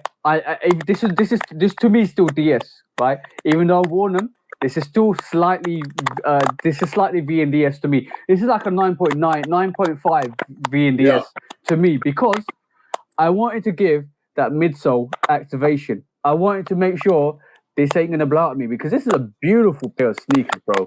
Well, anything under 10 is VNDS. Yeah. Like this man over here, he got whole 10s from 2014. You know what I'm saying? LeBaron 9s. Have you worn those? No, yeah, I can see you done wore those. I wore these. Yeah, I can see dirt on those. Let's give him a round of applause for that. yeah. I have a drink to that. All right, so oh, by the way, we were talking about fits and clothes, so I'm just gonna quickly run through the other two pieces I got. So this is what my girlfriend got for me in Bristol. So this is another Keith, but on this, it's a nice little. That's the twist on the pants leg right there. Yeah. That is dope. You can pull out whatever color with those. Yep. And last but not least, this is why it's good to show some fits because we all show sneakers, but it's good to show what you can match with what. So that's a good, like the all black version is a good fit, the all white version is a good fit, but you already see what coming next, bro. Wow. but yeah, that's hard. That's so hard. anybody in the UK that wants this is actually on H&M website. I do like my girlfriend knows my taste really well, and she knows what I like and what I don't like, and bro, like literally make sure when you get your sneakers, come correct with your fit as well, because it's really important that you like Q's. I love Q because I'm a pro advocate for stuff like that, because bro, every time I see you with a sneaker and a fit, it's on point, 100%. Like you have the hat, the t-shirt, the joggers, all the pants, all the trousers, all the jeans, and the sneakers. It just fits perfectly, absolutely gorgeous. Like you are top dog for that, bro. Top dog for that. Hey man, I appreciate it. My style. I always try to go simple with my style. Is that the gammas, bro? See. Have you worn the gammas yet, bro? I have actually. Look. Okay, good boy. Hey, you know what I think my problem is? I've actually seen those on feet. Yeah. I'm gonna tell you what I think my problem is with this. The very first time I pulled these out the box and wore them, I got caught in the rain. Like literally, my car was like. Yeah, but no, hold on. 11, bro. Bro, patent leather is meant for the rain.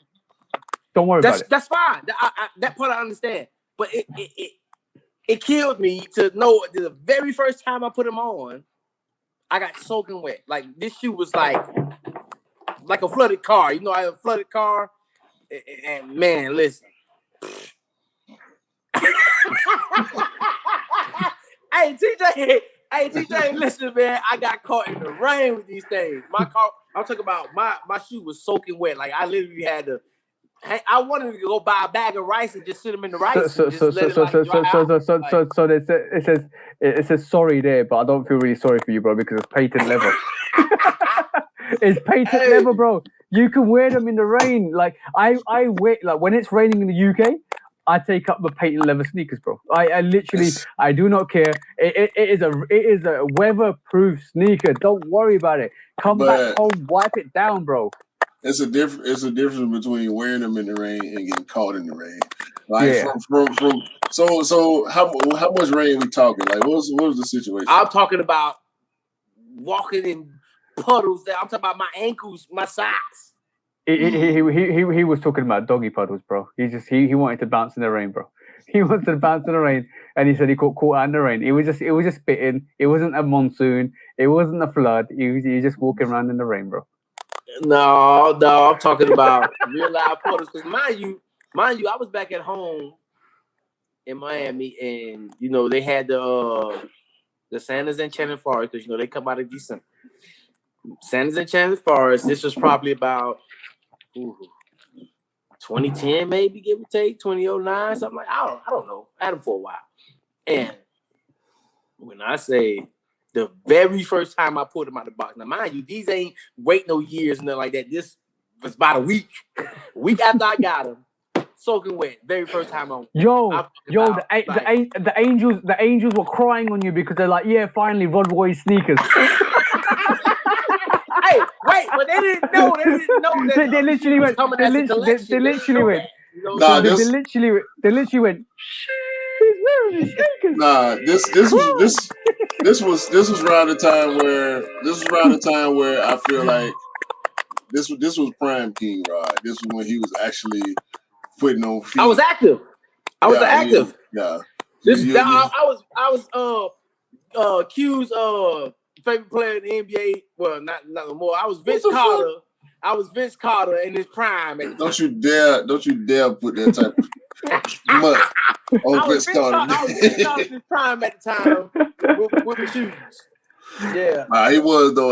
Like I said, I just seen many a fit pick where it's shoes in the wild. You know what I mean? So I know it ain't been his whole time as a sneakerhead, but recently, and he ain't even been copying that much lately. Rod. Have you got sneaker wearophobia? You know what? Listen. This is what did it to me. Me no wear no sneaker because I'm a gotophobia. Listen, listen. This is what did it to me because when I wore these, they got soaking wet, man. Listen, I literally wanted to yo, Rod. You could have had some leather sneakers on. You could have had some suede sneakers on.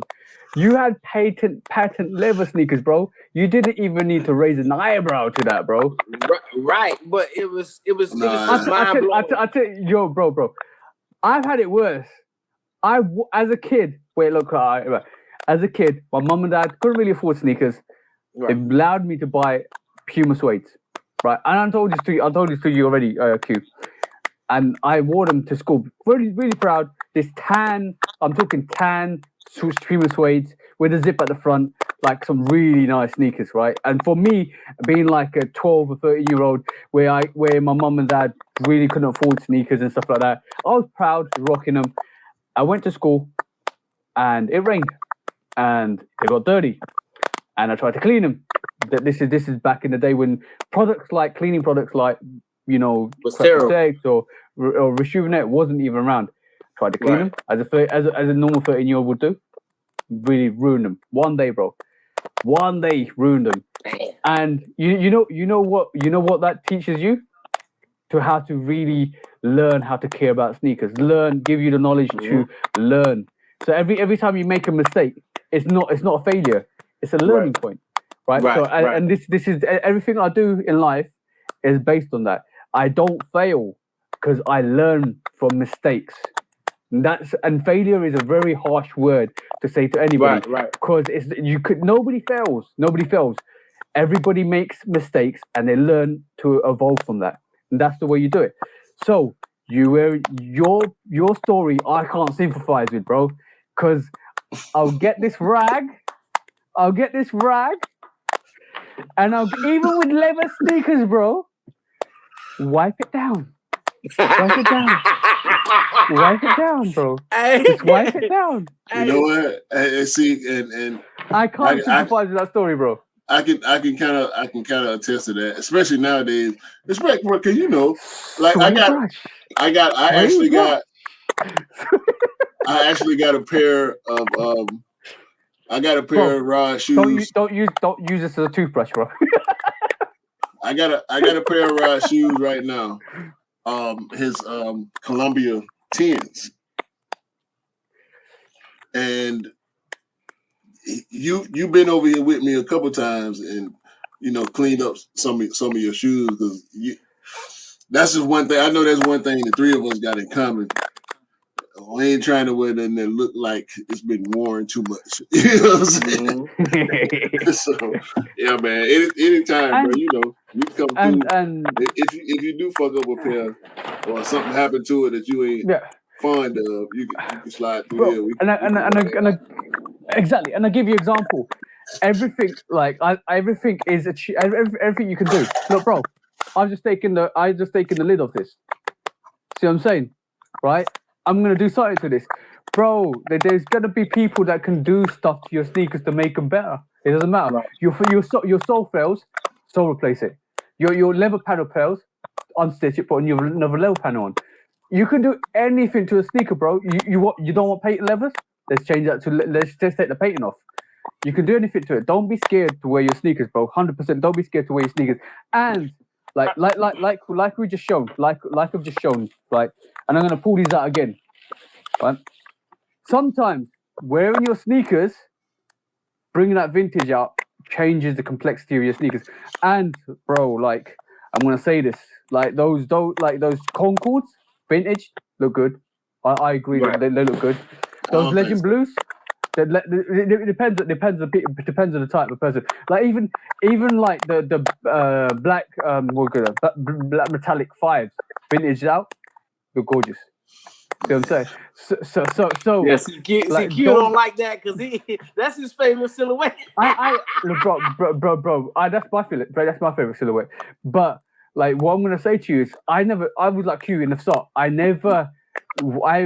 If you stay in that recluse moment where you don't want to wear your sneakers because you don't want them to age out, or you don't want to crease them, or you don't want to do stuff like that, you'll never wear your sneakers because at the end of the day, they'll just sit there and degrade, right? But I grew to love the vintage look. I grew to love because that's a passage of right. That's a passage of right to say, yo, I put some wear on this. I'm proud to put that wear on this. And like hands down, you can get them iced out again. Simple. You can get them iced out again. Q can talk to Cam or Chris's dope or John hyper focus kicks and say, yo, bro, can you ice my soles up? They'll do it. Go back to white again. Easy. I don't know whether you can do this to the Jade Horizon 5s. Probably you can do. It depends on the dye they use on it and stuff like that. But you can do anything to your sneaker. Do not be afraid to wear your sneakers. And 100%. If you have very limited sneakers, like I'm gonna give you something. I'm gonna give you some advice in a bit. But if you have retros, they're always gonna release retros. Don't be scared. They will come back. Don't be scared to wear sneakers. If you got a fear of wearing your sneakers for a certain aspect, don't be afraid. They're gonna release. Like I'm gonna give you an example. See those Lightning Force there, right there. When's the last time they came out? 2006, yeah. You're Rod. I'm not a Force fan, so I didn't follow Force like that. So I was gonna mention, like I was gonna mention this the other day, right? The Lightning Force is a notable stamp in history for anybody that doesn't pick any sneakers that ain't retro, because the Lightning Force has now given everybody hope that they will re-retro limited versions of sneakers. So that Lightning 4 was very limited. I'm expecting in the next 5 years that the T23 Tokyo 5 comes out as a GR. I'm expecting that, especially when we got this. Yeah. Right. And now I'm expecting when Jordan Brand run out of ideas to re-release the Shatter Backball original versions and the reverses. I see that not in the next 5 years. 10 to 15 years, they'll come out. Trust me, because that Lightning 4 has given me hope that they aren't scared to release limited pairs that they released in 2006. So think about it. 2006 is when it first last came out, and we got it in 2021. 15 years, bro. 15 years it took. So that gives everybody hope that Jordan Brand will really re-release non-retros again. Well, we know you heard it here first on the Shoot Dog podcast. We know OGs come back. Yeah, OGs always come back. OGs always come back. You can almost put it on the schedule, but it's more sporadic. Especially it's with 5 to 10 years, OGs will return. Well, especially with I was gonna say 11s, because we only get 1 11 a year. It's not like a 5 or 1 or 4 or 3. You get more than 1 11 a year.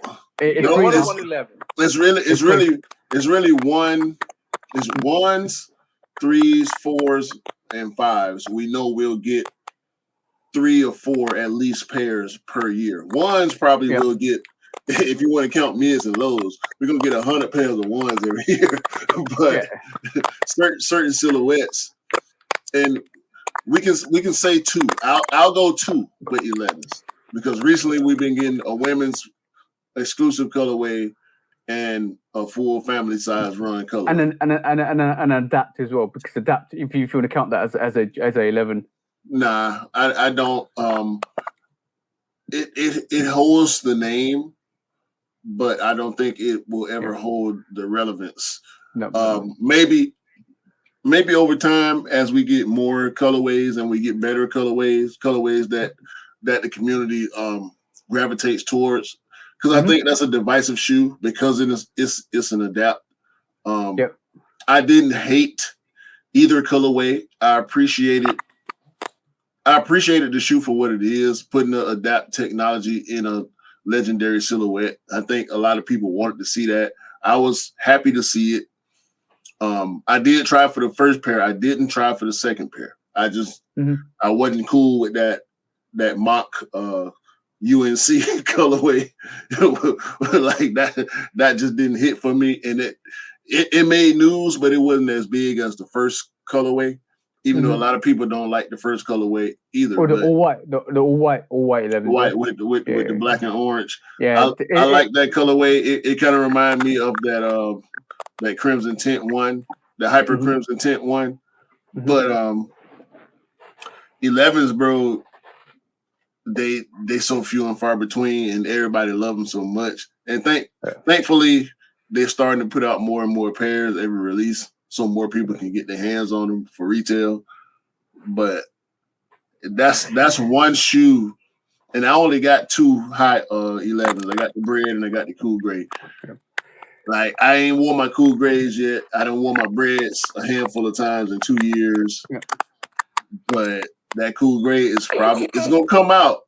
It's gonna come out this year at least one time, maybe 2. And okay, you laughing, bro. Hey, man, like, hey. It's gotta happen, judging, brother. Mine's talking over here. Mine's talking. But you got plenty more 11s. Yeah, but like from my perspective, it's, have you worn that yet, bro? Of course not. But I'm kind of salty because I want the other ones. I want the original cherries. I want the red here and then white here. Those haven't released since 08, 09. Yeah, so Rod. Listen, man. They're coming soon. They're coming soon,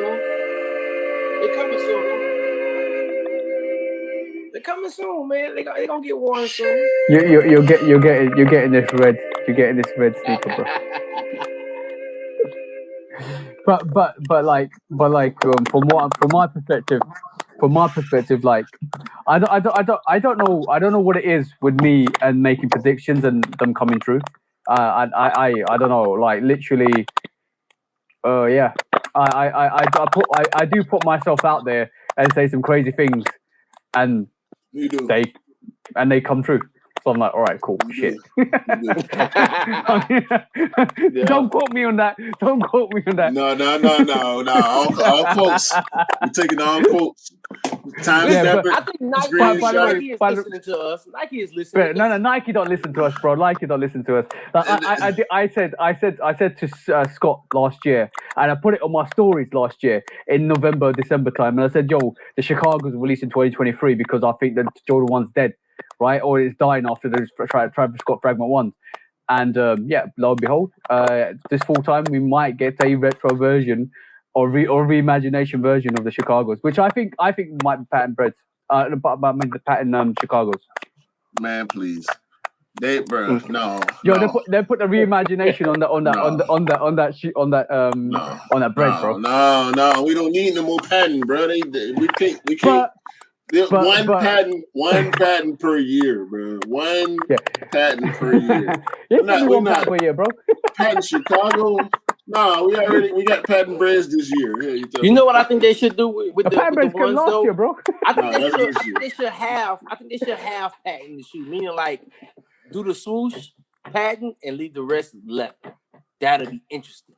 That'll have to be on the right colorway because I'm thinking about. Of course, it got to be a Chicago colorway or a UNC colorway. It has to be one of them. It can't be. Well, I got the lows. I got the shatter backboard. Got the OG shatter backboard. I got the Jordan 1 low retro shatter backboard, and it's leather and suede with a patent swoosh.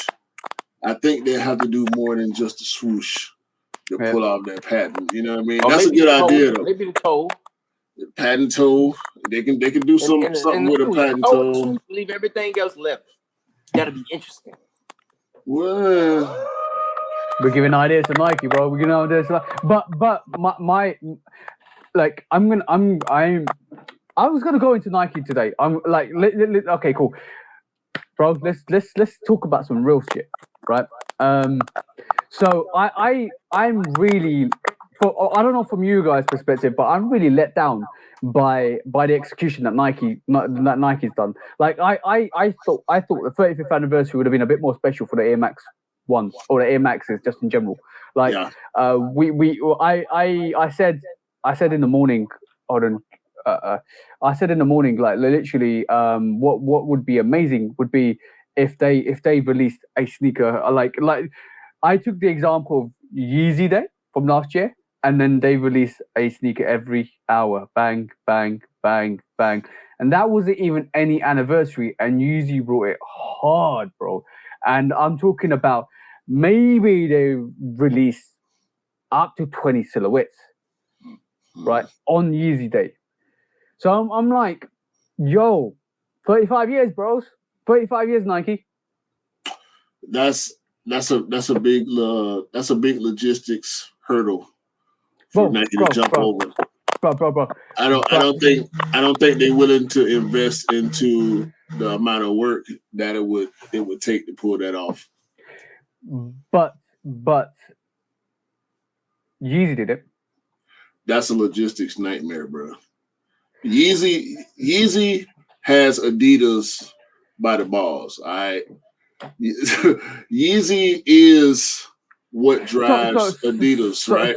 So what would make like okay?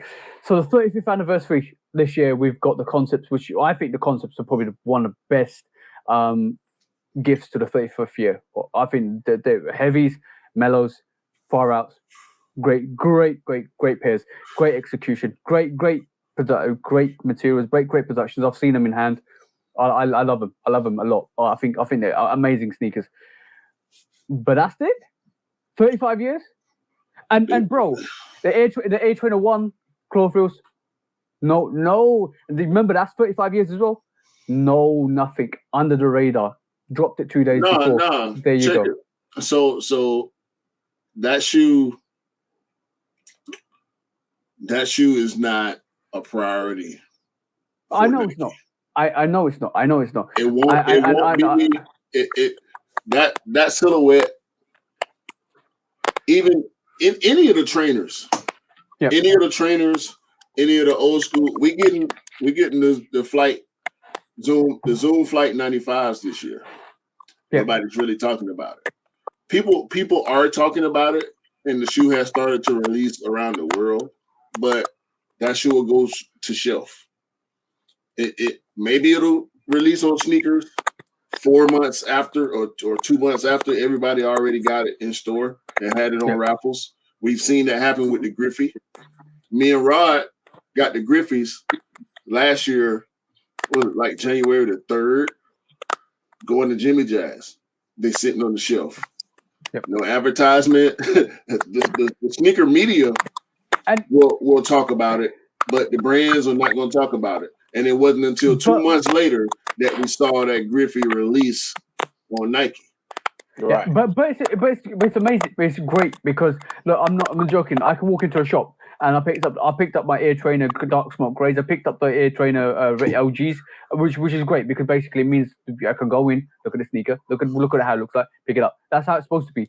100% supposed to be like that, right? Every sneaker, but like I like the fact that they did the whole Amsterdam, Berlin, London kind of Air Max kind of day. Yesterday, which we're recording on Sunday, but Saturday was Air Max day. But that's not what people want. People enjoy the game shows. People enjoy watching stuff and interacting with stuff. But this was like Sneakers Day Part 2, where this is we know this ain't this ain't Nike's. This is not Nike's strong suit. The storytelling. The storytelling has Nike, fell off. hire us. We'll do it better for you guys. Listen, that is true. That is true, TJ. 100%. That is true. And I'm like sorry, Q. I'm really sorry. Go ahead. But like I realized this the other day. There is a life cycle for anticipation, right? And a life cycle for anticipation can be really detrimental to a point where you anticipate, and then you get fed up, and then you reject, and then you kind of go to a point where you're like, "Fuck you," like literally. And that's me being really bad. That's me being really bad. But a lot of people sit here, and like 5, 10, 15 years is a long time for a person to wait for or anticipate for a sneaker. And sometimes people just want to get what they want to get and enjoy and love it and love the brand for it. Because like I can sit there and right this moment in time and say this. I enjoyed Yeezy Day. And I know you guys don't like Yeezys or you don't mess around with Yeezys, but forget the company. I enjoyed them releasing 2, 3, 4, like 20 pairs. It doesn't even need to be 20 pairs. Nike don't even need to do 20 pairs. They could have done the Masters, the Atmos Elephants, the Susans, the Currys, the Patters. 5, 6 silhouettes. Bang, one after the other. There you go, guys. I know you want this. That's wishful thinking. Yeah, but you naming stuff that we don't even know they'll give us at any point by itself. Yeah. I think I know that. But listen. But if they did that and it surprised us like that, how much love and appreciation would the community give them? That outweighs anything. But that outweighs anything, bro. Let me play devil's advocate. Because when they decide to hype something or release something that will create its own hype, it's first of all stuff get leaked, stuff get backdoored, so it's not going to be a surprise. First of all, when something is coming 9 times out of 10, us being who we are, being active participants in the community, we will know one way or another, right, that it's coming. So it wouldn't be much of a surprise. That doesn't take away from the fact that people would love it, but we love everything else too. Yeah. We don't love horrible quality like the Crimson 4s and the UNC 6s, and some of the ones that are the Shadow 2.0 and the Prototype, and they gonna fuck up. But when, and this is an honest question, with me playing devil's advocate, meaning I know the answer to this question. When was the last time Nike really hyped something up besides a Holiday 11? And I'm talking about something throwback, something classic, something OG. They don't really do that. Air Trainer, not the Air Trainer, sorry. Airship bands. They did it right. A couple of years back. They hyped that massively. That's an event. Yeah. And the community, that's stuff that the community is gonna grab onto. Yep. Without a doubt. Yeah. Something like the Air Trainer 1 they're not gonna push that because they're not sure whether or not the community is gonna grab it. Yeah, I don't mind that. I don't mind that, bro. It's not that. It's like it's almost like we know, it's we know what you want. And I always say this: we know what you want, but we're not gonna give it to you. We're gonna tease you. We'll give you something else. We'll give you something else. And obviously it makes sales because you buy it in other products and stuff like that. I'm not even saying give us a Chicago or give us a bread every year or every 2 years, every 3 years or every 4 years. But how long? They should. They should. Well, that's a different matter. Because basically you look, bro. If a Chicago came out every 3 years or 2 years, I'll pick it up. I'll pick it up every time. That's not hands down. I'll run through my Chicagos and pick up a new one. It'll be like an Air Force One. I will run through my Chicagos, beat it to the ground, and I'll pick up a new one every 2 years. No question. You know what I was? Go on, Rod. Sorry. You know what I was disappointed in? The Indigo 12s. I thought they was gonna be more like the Obsidians, or at least close enough to say, okay, this is a hype shoe because the Obsidian 12s ain't came out in Lord knows when. Along with where your Indigo 12s and you see that Indigo fade away to a different color. You didn't know about that, did you? Yeah, we knew. The color changed. The color changed on the Indigo. If you see the box, it fades into the Indigo. That's how the sneaker's supposed to be. You're supposed to wear it, and when you wear it, it fades. It kind of has a fade effect on the Indigo. Now he wear that shoe. I didn't see him in that shoe several times. I'm gonna give you a howl for that, bro. There you go. I have two pair of those. Hey, you wear that one. I have two pair of Indigos.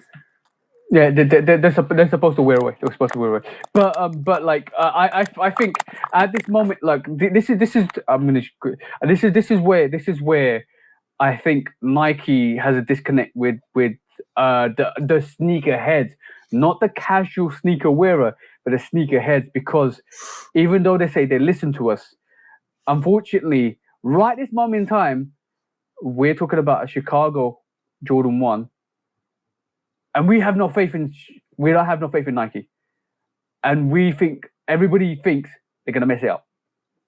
That's how much faith the community has in Nike at this moment in time, because we know something's gonna go wrong.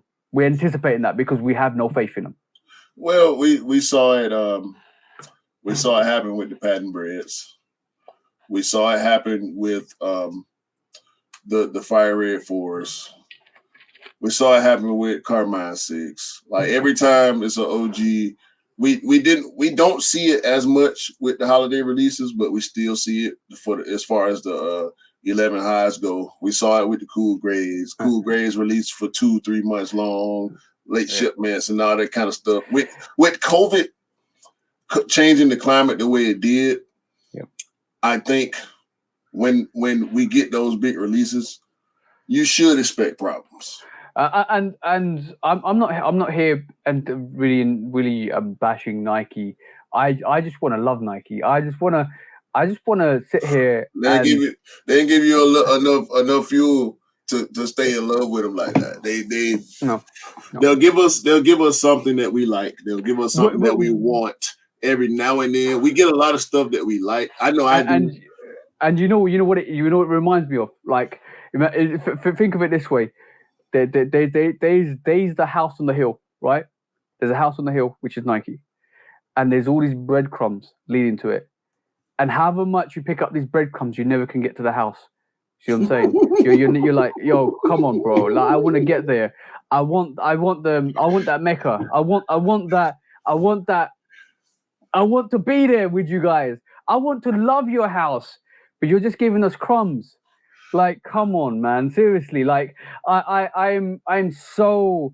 I want Nike to surprise us one day and just say, "Yo, retro time, bang!"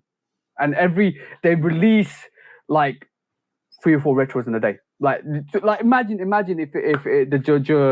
the Jordan 1 40th anniversary, or Michael Jordan's 40th, or Michael Jordan's was it 60th birthday next year? Yeah. They released a plethora of OGs to celebrate, commemorate his birthday. Special. Like when you expect a special event or a special, I don't mind sitting through your lives, right? I did that for Sneakers Day, and I got 0, right? You made me waste a whole day on your app interacting, looking at stuff. I enjoyed it. It was good information, right? But you led everybody to believe you're bringing some heat. And we saw what happened on Yeezy Day. And you're like, yo, Nike got to do something because, yo, Adidas just slapped the shit out of you guys, all right? And nothing. We got some leopard print. Let's keep it at that. But I like when this is what I'm saying. I don't mind Sneakers Day last year. It was not really important because it was not really important. But we're talking about the 35th anniversary of Air Max. Love what they did to bring people together. Love what they did with the shows. Love it. Absolutely enjoyed it. Love the fact that they dropped the concepts, mellows in that show. Great. Is that it? Yeah. It was the city pack. It was the concepts pack, and a Vapor Max triple black. I had this much. Look, bro, I had this much hope that they might even drop the Travis Scott Air Max 1s and the Air Trainer 1s for the people that really wanted it. You wanted that to happen. You wanted that to happen. I want something special. It's a birthday. Bruh, it's an anniversary. We can't do that. We can't give these people more credit than they deserve. Like at this point, bro, and we say it all the time. Nike and Jordan as a collective, as a conglomerate, as a team, as a group is not going to give us exactly what we want. They are the company that we love to hate, bro.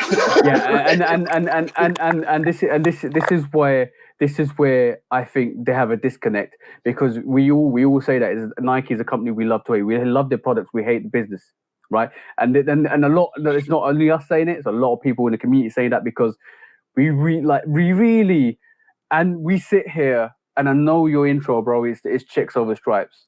I know that. And you love Nike. And you pick up Nikes. But, like, today, at this moment in time, I have people talking to me, telling me they're falling out of love with sneakers. You're talking about true, pure sneakerheads that will always be there once the casual sneakerhead disappears, right? They're falling out of love with Nike and their sneakers, and the way to release sneakers, because it's difficult. The bots are eating it up. It's difficult. The releases on concept is difficult. They can't pick up what the new sneakers they love because it's difficult. They have to, in this current time in financial crisis, let's just say everything's going up, they have to now consider paying resale for a sneaker that they love. It's difficult, right? It's very difficult. And this is why they're falling out of love with sneakers, because Nike, even though we love them, it's a company that we love to hate. And that's the common phrase. It's no longer just do it. It's Nike, the company you love to hate. Like, literally, that is the slogan in 2022, 2021 and 2020. That was a slogan, bro. Because even, like, forget COVID, even before then, right? They should do better. I as a business model, Nike's way ahead of the margin. Marketing, excellent. Production, concepts, good. They're good. Right. Sometimes they get it wrong. Obviously, Shadow 2.0 is an example. Sometimes they get absolutely spot on. But the execution, somebody needs to get fired there, bro. I'm not joking. The ideas that come for these, they need us on payroll, man. No. They need somebody that can do it right for the people. We right here. We right here. Put us on payroll, goddamn, and we'll show them how to get the job done. Man, it's I can't sympathize with the person that says they're falling out of love with the game. I can understand where that anger or that frustration comes in. I take L's all the time, just as much as anybody else. I take L's. Mm-hmm. I think it's a matter of adapting, and I know even when you do adapt, like I had to learn, you have to use every tool, every asset that you have sometimes to be able to get certain pairs because of hype and because of resale. I understand. I don't like it, but I understand it. So I try my best to maneuver around that stuff. Yep. And that's probably where people come in. They don't want to have to put in that extra work or spend that extra energy that they're not used to having to do at this point in the sneaker game is different. And they don't want to go the extra mile sometimes, like we have to do. And there's a couple of people that reached out to me are actually female sneakerheads, so it's even more difficult because it's even more harder for female sneakers because of the bell curve and because of the fact that there's smaller sizes that they get sold out quite quickly. But that's a whole different matter. And when we do have a female sneakerhead on the podcast, we'll discuss it. But from my perspective, this is the reason why we help out people. This is the reason why I know you do, Q, and I know I do, and a lot of people I know actually go productively, actively help out people, be it a female sneakerhead, be it a male sneakerhead, whatever, doesn't matter, whatever gender you are. I will productively help out. You're helping me out with the billionaires, bro. And like you helped out Scott with the Amamania junior sizes. I know, Rod, you've come out to me and asked me for the playoff 12s. But like from my perspective, sometimes it doesn't work. Like for me to send, like we had the K54 5s, and that didn't work out because I did not want you to pay above and beyond to get that sneaker to you. Like things adapt and things change, but we productively as a group of people help out a lot. Like Cam talks about VNDSs, talks about all this stuff, talks about how we can kind of maneuver to get older sneakers, which is amazing. And then when like I know the other day picked up 2 brotherhoods, sent them over to 2 people, which was great. Retail pairs for them plus shipping. We like, I really sit here, and we're all privileged to get sneakers. By the way, we're all privileged to get sneakers, but it brings me more happiness to get a true, genuine sneakerhead a sneaker that they really want, because that to me is more important, because pairs need to go to the right people to wear them and showcase that. And when they showcase that, that brings more shine and light to the brand. And maybe it's Nike being complacent because they're Nike. Like, we're big. We don't need you. Like, not we don't need you. We our product sells. We don't need to, like you said, Q, hype it up, right? Yeah. But people will eventually fall out of love with that anticipation level. There's a certain amount of anticipation before it expires. Well, and when it expires, it's like, yo, what the fuck? I think that's a two-sided coin, because it's easy for us to look at Nike and say, y'all need to release more pairs. Y'all need to release more pairs. Yeah. That's the easy way out. But then that same person that says y'all need to release more pairs will turn around and pay $450 for a Jordan 1. So it's a two-sided thing. It's a two-sided and they're on both sides. There are things to dislike, right?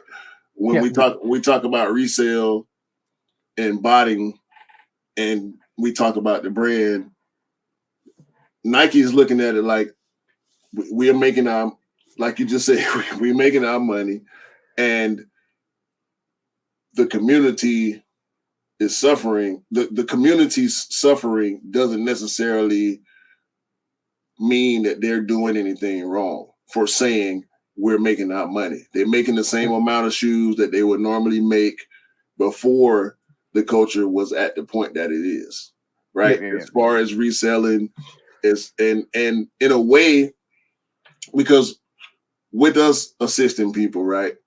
And we know these are sneakerheads. These are people that are going to put the shoe on their feet. These are people that really want the shoe for whatever reason outside of making a profit. We have then performed the same act that resellers and botters perform, but it means something different in the community. This is aside from anything that got to do with Nike. You know what I mean? So when we bitching about Nike, we talking about marketing and we talking about infrastructure, right? We want them to increase their infrastructure to compensate for where the culture is now. The fact that when y'all release 1 million shoes, 600,000 people that want to put that shoe on their feet are gonna have them on their feet. Yep. The other 400,000 pairs of that shoe is then gonna get resold. You know what I'm saying? Because sneaker culture is catching up with the processes, the raffles, Biden and all that type of stuff. Outside of paying resale, people are catching up. People are having multiple accounts to be able to get one shoe. You know what I'm saying? I know me and you both, and Rod too, like he just said, he don't want the J Horizon, so he gonna put in for a size 11 on raffles. I've had people going for me, bro. So you went in for me. So it's so many dynamics. Like that's us adapting. That's us adapting. But the thing is, like I said, us as sneakerheads, I'm not even saying we're leading that community. We're part of the industry cycle. We're part of that industry cycle, the churning process where we buy sneakers. We're the end user. So we start of the design to the end user. We're the end user. But we, like, at this moment in time, I can say me as a person started Instagram lives, connections, networking, podcast, YouTube, like building connections is great, right? Because basically it means I increase my slightly to maybe chance to now a maybe possible chance to almost definite chance. So that's because, like, bro, the amount of work we put in means that we got the networking and connections to actually obtain the sneakers we want, right? But people out there don't want to do what we do. The people out there aren't going to network and connect. Nah. And that's the people I feel sorry for, because they're the ones who suffer at the end of the day. And that's what I'm trying to get at, is these people just want to get their sneakers and wear them, right? They don't want to be on lives. They don't want to be on YouTube. They just want to look at review, understand the sneaker, love the sneaker, get the sneaker. They want to walk into a shop and pick up the sneaker, or they want to put in for that raffle and get that sneaker, right? That's not Nike's fault. That's not Adidas' fault. That's not Nike's fault. Adidas' fault. It's the current climate. It is the current climate and the current resale market. And I feel sorry for people in that situation. And this is why I do what I do. This is why you do what you do, because I don't want people to go without their sneakers. Like, you know my motto, though, bro. You know my motto. You deserve to get the sneakers you like. Yeah, but at the same time, I do kind of have a bit of resentment towards people that won't put in the effort versus people like us that will to get what we want. And then complain about not being able to get I have no sympathy about that. I don't have no sympathy about that. But I'm gonna give you a prime example. Before COVID, before I was really silent, I was just picking up sneakers from 2017, 18, 19, 20, 21, 22. I like that. My evolution is what I'm going to talk to you about, and you've probably been through the same evolution. Q is the fact that when I wasn't doing stuff like I'm doing now, it was 10 times harder for me to pick up the sneakers I want. But it doesn't mean I didn't try. Look, for Ease mockers, I put 21 raffles in, bro. 21 raffles in, and I only got one pair for E. And that was the last minute Foot Patrol in-store raffle. Otherwise, he would not get a mocker, right? And that was, when did the mockers come out? 2018, 19, maybe 19 or 20, wasn't it? Some I can't remember the exact date. But that was during COVID. That was when I wasn't as active as I am now on social media. But I was still talking to Q. I was still talking to E. That's before I actually knew you, Q, as well. But I put all the effort in, right? I put all the effort in. And even if Foot Patrol never gave me that W, nothing, bro. Nothing. Hey, that's the game. And I yeah, that's the game. But I've been there. So now I can relate back to people that are actually going through that. No. And now I'm like, yo, bro, don't worry. I got you. That's why I always tell people that I care to tell. Not just any and everybody, but I'm not just walking up on people trying to be a sneaker encyclopedia how to cop, but people that are interested, people that ask me to cop for them, I always offer to help them understand how it works so they can then cop for themselves. Because when the Cool Grays came out, I needed to get 7 pairs. Like, that's a lot of work. You know what I'm saying? But just imagine, right? Dell. Well, like I got a couple of good exclusive access last year. The Shimmers, I got the Raging Bull 5s at the end of November, which I already got. The UNC ones, which I pick up for myself. The Shimmer 4s, which I picked up for another female sneakerhead because she can't get her 2.5. She's a UK 2.5. She can't get a size, so I actually picked it up for her, which is fine. I said, she got it, reviewed, shipped it to her, retail, put shipping, bang, there you go. Roll. Dell. And we'll have Dell one day on the show. He's an Air Max fanatic. We went to the museum with him, the sneaker museum with him, the StockX did. I've met him a couple of times, and bro, the passion on this guy. He will walk by, see somebody with some Air Maxes or some Jordans, stop them, have a conversation with them, gas them up, respect them, and walk on. That's how much admiration that guy has for Air Maxes. I love him for it. I love Dell for that. This guy did not pick up the Aqua Patterns last year, size 8. Lucky enough, I got the exclusive access and I got it for him. But the joy on his face to see that, to give a person that is actually wants the sneaker so passionately, is so passionate about sneaker, not being able to get that sneaker, that's heartbreaking, bro. Like, to me, to look at that, I was like, yo, bro, that somebody's got to give him an Aqua, bro. He's got the Monarchs, he's got the black and the maroons, and now he just wants the Aquas. Just give him the Aquas, right? And sitting there, that was a blessing for him. For me to actually get that for Dell, that was an absolute blessing. And for me to see the joy in his face, that was heartwarming, bro. That's heartwarming. And that's not because why I do it. Like I say, it's getting the right pairs to the right people that really respect and love the brand. And I think that's, for me, is the massive disconnect with Nike at the moment. Yeah, they I don't know, man. And it's been so much, so many moving parts with them lately. I don't really see, I don't see what will change in the near future. They trying stuff. They changing the app. They doing like the Jordan reserves and the Nike reserves and stuff.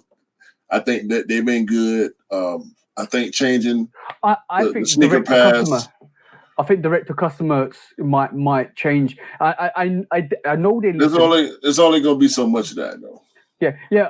I know they listen. I know they're trying to change their reputation, and I know what the way they're trying to maneuver to actually change that reputation by taking away some pairs from foot sites, limiting some pairs to foot sites, and using more direct to customer sales, which will mean more people get that W. And then people are like, oh, yo, Nike. No, I love Nike again because they're giving us. But that only will last a certain time because all of a sudden that start to dry up again because bottles will come involved and people picking up pairs and it comes through a phase. When sneakers that first came out, I think it was 2017 or 18 or 2017. When sneakers that first came out, it was like everybody's picking up pairs. There was so much love and so much admiration for, yo, I got this and I got this and I got this and I got this and I got this. Yo, I can pull up my app and we can go through the list, right? But there's a point in time where everything gets dried, everything gets a bit discontinued, or not discontinued, but amalgamated into a pot of just bullshit. That's because of the rise of the culture. Yeah, and the resale aspect of the culture growing is like it's a leech. You know what I'm saying? The resale culture became a very, very large leech on it. There have always been resellers, but in the past 3 years there's it's one gotten a lot worse. Yeah, but there's one particular catalyst to that. And you're thinking what I'm thinking. No, I don't think so. I don't think so. You're scared, bro. I think COVID spiked up the Nike resale game. The resale game was there. No, that did. But our friendly neighbors at StockX gave everybody the ambition to know what that price is supposed to be, to know the value a sneaker at a stock level. So now all of a sudden, yo, what's the stocks for today? Yo, this is going for like this much money. Yep. Yeah, that's really what happened. StockX blew up the resale game. They took it to a ground, like the street level to the global level. Yeah. Let's take a little twist. What do y'all feel about Nike bringing back the Yays and the Nikes? Well, what you mean? Kanye's giving that green light to that. He said that 2 years ago. Oof. He said Nike can release the Yeezy 1 and Yeezy 2 with I don't care. Yo, you know my personal opinion on that. I think Kanye wants to do a collaboration with Adidas and Nike, and Nike don't want to do it. Nah, I just want the red Octobers, and that's it. Nah, we don't need to do that. We good over here. Hey, they probably gonna release them for about $500 a pair, guaranteed. Nah. No, they won't. No, nobody buy them for $500 a pair, bro. Shit. And they will not release the Red Octobers without doing something with Kanye. And I think that's a melting pot of issues there. They won't release it. Like Kanye said that 2 years back before COVID. He said, or actually the first year of COVID, he said, yo, Nike can release the Yeezy 1 and Yeezy 2. Don't care. You just do it. And to be honest, Nike can do it without the Yeezy brand anyway, because that's their model. That they own they own the rights to that model. Yeah. So with Mr. Beautiful Thing, what are we looking at? What are we looking at for the rest of the year? I know you ain't been as active as you usually are, or as active as you were in the past couple years, but I know you got some things on the radar. This is true, TJ. This is true. Listen, I really need to get a puppy sound for Rod next time. Arr? Arr? Can't give him the wolf anymore. He don't wear his sneakers. Those 11s. Well, actually, lately it's really been the 11s. The 11s caught my attention. The red and white ones and the blue and white ones. Damn, what were those? I want the 8s. The That's Rui supposed 8s. to come out. Nah, them ain't coming out. They ain't coming out. Don't worry, we don't talk about them on here. They're not coming out. That was a rumor. No. It was a mock-up picture. They disappeared like Rod's about to disappear. They're not coming out. That is the shoe that shall not be named. We don't talk about that shoe on this, but the shoe that disappeared from history. Yeah, man. I had my eye on those. I'm not gonna lie about it. I had my eye on those. No, you and us, all of us. Right? We all on the same page. I think we all on the same page. What's the name of the ones? It's Chicago color, but they're more white with a little bit of red and black in them. I forgot the name of them. But you mean the heritage ones, yeah? The heritage. There you go. Yeah. Okay. I was interested. I don't like those. them. Don't like them. Even though they're based on a sample, I don't like them. I just think it's going to be a twist to it because I feel like. Have you seen the official pictures, bro? They got the markup pair, and then when they come out, it's going to be something else. No. And then the official pairs. The official pairs look like the mock-ups, bro. I like them. Oof. I ain't gonna lie. But yeah, that's pretty much been it. I mean, I didn't really dig into it too deep. That's just hold on, Rod. That was supposed to come out. 1 minute. How many Jordan 1s do you own? Me? Yeah. 3. Come pull them up, bro. 3? I thought it was more than 3. No, 3. Give me 1 second. Cause I know Roddy. Yo, Q. Let's see if you own these. Rod ain't really a one guy. I'm not a one fan like that, but I need more ones though. I don't think so. I think you need more 10s. I ain't bring out my 10s, but I should have. You got more 10s than anybody I know. Like Rod's a real 10. Like when he say 9, 10, 11, 12, 13, that he really means it.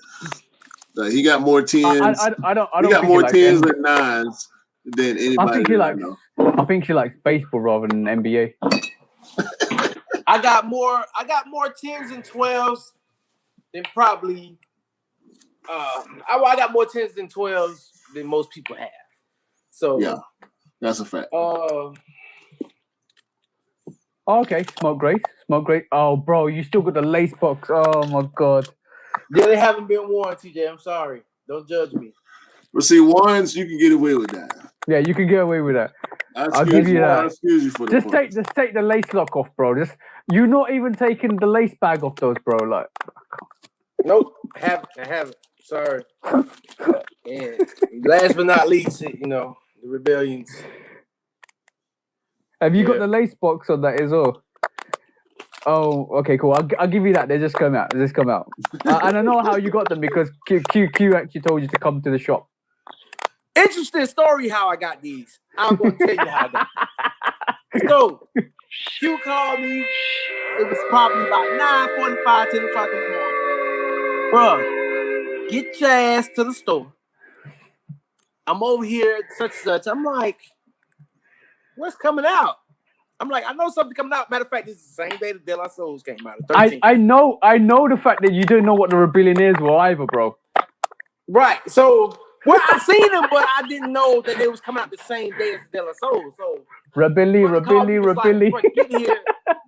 the shoes are coming out. I'm like, yeah, the shoes is on sneakers. They still there. Like, I can get them right now. And I'm thinking, I'm like, what is he talking about? Then he say, man, the ones came out. I'm like, ones? What ones? Like, so then. Look. To make a long story short, I finally get to the store. Mind you, it's probably on a nice side, 200 pairs of sneakers. That's being nice about it. More than that. Pairs, right? Probably more than that. Right. That's just being nice about it, TJ. 200 pairs. Yeah. So we get there. Now, mind you, they was doing first come, first serve or whatnot. They was doing first come, first serve. I couldn't get them at the time. They shut the first come, first serve down and started doing raffles. So I'm like, what part of the game is this? All right, so now they like, we gonna wait till 4 or 5 o'clock. Now, mind you, it was like 11. I'm like, I'm finna wait till 5 o'clock for these. So time goes by, it's probably about 1, maybe 2 o'clock. People is coming out with shoes. Now, mind you, some of these people I know don't have a raffle. You can tell they don't have a raffle. They look lost, but they made it there. So they get their pairs, and I'm like, hold on. So I had to change the clothes in my car at the time. So I changed clothes, went back in the store. I'm talking about changed clothes. I just want to see him explain himself. I went in like this at first. Went in like this with my hoodie on and everything. I came in like this at first. Yo, I'm surprised you never got arrested, bro. They sold me a pair. I said, oh, they sold me a size 7, right? So they sold me a size 7. I'm like, holy shit, what is going on? I said, okay, now I got to figure out how I can trade this size 7 for a size 9 because I need that 9. So I'm waiting about 2 more hours. Hold on, Rod. Why did you not just get your size for the start? Because they didn't give it to me. They say everything was raffled. This was the story. These are facts. Listen, These I'm are facts. giving you what was told to me. These are facts. So this was the story. They sold me a size 7, but wouldn't sell me a size 9. So I'm like, okay, cool, no problem. So hold on. Rod came with his hood on and his mask on, like he's gonna rob the place, and they said, "All right, cool, here you go." right. So. Now, I'm gonna new tell you tactics. That's how you get your sneakers. 3 more pairs. Yo, I'm coming back with a different mask. Give me your pairs. Listen. Watch this. No. Pew. I waited about 2 or 3 more hours. I snuck back in there. Now, mind you, I know one of the specific guys in there. I ain't gonna see no names, nothing like that. I walked in the store, hey, man, what's up? What's going on? He was like, man, hey, it's some guys out there, a lot of resellers, this, that, and third going on, blah, blah, blah. I'm not gonna sell the pairs if it's gonna be people looping the line and this, that. I'm like, I'm just trying to get me a size and go home, brother. And make a long story short, went back outside, waited to probably about 3 o'clock. And mind you, I've been there since like 10:30, 11. I done been there like 4 hours now. I'm in the parking lot. Shit. I'm a waiting duck. I'm waiting for them to shoot me. Like, hey, come on, sniper, just shoot me, take me out of my misery. Because I'm waiting. So that's, I'm getting impatient now at this point. I'm like, I ain't finna get me a pair. So I started making calls. Had a few friends come by. Hey, see if you can go in there. They done seen my face a little too many times. See if you go in there and get a pair. Racketeering outside the Sure enough, come out with a size 8. I said, holy shit. I said, okay, cool. I'm getting closer to my size. I was right. So I said, okay, cool. Bro, he's building up. Boom. Yeah, I'm getting closer to my size. So I said, okay, wow, I'm waiting. So I say, you know what? They seem to be giving out the lower pairs. Let me try something. But then we caught an associate coming out. Associate was like, oh, we don't have no pair over 8.5, over 8 or 8.5. What? So I got on StockX.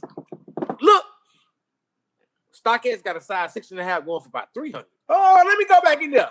Hey, y'all got a 6.5? They sold me a 6.5. I say, I'm 3 pairs in. None of them my size. I got a 7, a 6.5, and an 8. None of them my size. Oh my God. So, shout out to Retro Rick. Yo. There's a saying, beating around the bush. Man, you didn't beat around one bush. You beat it around 5 bushes. Man, listen. They would not sell me my pair every time I went in the S49 or I had somebody S49. It was no deal. Like, I got 3 pairs just to get my size. I sold the other 3 pairs, pretty much technically, and wind up trading 1 pair for my size. So you sold 2. Like, you sold 2 and traded 1. Pairs of shoes they had. Like, it was crazy, man. I'm talking about Retro Rick probably walked out with like 15 to 20 pair of shoes. Easy. Listen, it was crazy, man. Crazy. When you got orders to fill. The Rebellion is coming up back for you guys on the 29th of March on the sneakers app. I'm good. Ooh. I'm good. I'm definitely gonna try. I got mine, bro. Got his, and I got yours because that was the day that I did buy a pair. I bought a size 11 because I didn't know if Undefeated was going to cancel my order. Yeah. And sure enough, the order came through, so I end up with a pair for TJ that will be shipped ASAP. So we're working out the logistics on that. Yeah. ASAP Rocky. Hey, man, I mean, these shipping people getting out of hand. You know what? Maybe we should come up with some type of shipping, thing that can make it work. There's an easy way. We can reduce that $85 to $35. Trust me, there's an easier way. Yeah, me and Cam done it before. We can't talk about it. As a matter of fact, I got this off Cam and another 3 pairs for $35. You said too much. Yeah. So listen. We gonna edit that part out. I have some moves to make. So gonna have to end up closing it out. Mr. A Beautiful Thing, how do you feel about the Rebellion Air Jordan 1s? What's that? It's a beautiful thing. Wait. This is true. First of all, with these personally, like I say, most people are probably not going to agree with me, but this is what I'm going to do personally because it is a beautiful thing. This red right here, these is going in the trash. Nah, I'm putting red sneakers in mine. I mean, red shoestrings in mine. Yo. A lot of people want to put red laces on those for billionaires. Yeah, for that reason, I'm gonna probably stay. I thought about it. I almost did it yesterday because, like, I got one of the red laces in my Fearless ones. I said, well, let me just grab that other lace and try it out before I put the black lace. I'm probably go black lace. Listen, one or two things. I'm gonna go the opposite from everybody. I'm either going red or gray. I'm not putting this white or the black in there. Yeah, gray laces. So, I think gray laces will kill those. But yeah. For a while, I've been trying to figure out what the writing is on here, and I've looked at them when I first got them. I looked at them for probably about an hour because whoever handwriting this is fucking terrible. It is terrible, right like a second grader, and it's sad, but it's iconic. It says Rod is graffiti, bro. It's graffiti, bro. It says they can't stop you from wearing them. Right, correct. I figured that out, but it's not as legible. An hour of looking at what's going on, it is terrible. Yeah, it's not as legible. Right, listen. Yes, I could have did that with my left hand. There's no way, shape, or form I'm going to write with my left hand. But yeah, but it honestly it makes the shoe look interesting because it's like it looks like a bunch of scribble scrabble, but when you really look at it and you kind of start to break it down and figure it out, they did that. They did exactly what they were supposed to do with this shoe. And I mean, 100%. Another positive opinion on the Rebellion there. I can't get enough positive opinions about that shoe because the negative opinions that I had heard before they released and during the release just stick in my mind, and I just can't understand why somebody would dislike that shoe. You know what I've learned about these though? There are damn near flawless. Like every other shoe I got has some either some extra glue somewhere. Yo. Let's not talk about sneaker quality on the Rebellion there because Q could write a paragraph. Trust me. Yeah, I could show you some things. Not, Q's seen some things. I thought. Now, don't get me wrong. We know there are gonna be flaws here and there. Like not every shoe in my collection is perfect. I was on a good run of having some flawless pairs for a while, but lately, yeah, even my what the fives got a little bit of flaws on them. Like they kind of hard to see, but it's a little bit of discoloration right there on that pod. If you can see that. So little stuff like that. You know, that's Have you wore them yet? Have you wore them yet? Have you wore them yet? No. Interesting. TJ wore his at least once, I know. But I ain't popped mine. Unfortunately, yet. I haven't worn mine yet either. Dun. Right. Let's make him dance. You know why I kept my Want the Fives though? I kept them because I didn't get the Raging Bulls. But now I get there. That makes it official right there. Bro, how did you not get the Raging Bulls? Man, listen, I was trying for the Raging Bulls. So that's why I kept my What the Fives, because it has that Raging Bull look on the red shoe. So I that's one shoe I'm probably never gonna let go because I don't have the Raging Bulls. I feel some type of way about it. I still want to get the Raging Bulls. They slowly increasing on StockX and Go. They slowly increasing. But what I'm gonna say is, if you know me, I'm a sucker for mismatched sneakers. Right. I'm a sucker for mismatched sneakers, bro. I like that. Oh, bro. I told Q the other day, when those all blue suede fives came out, and when those all red suede fives came out, I did the Superman mismatch where I had one sneaker red and one sneaker blue, and I actually wore them like that because I didn't care. I I don't care. I did that when they first came out. A couple of times I worn them.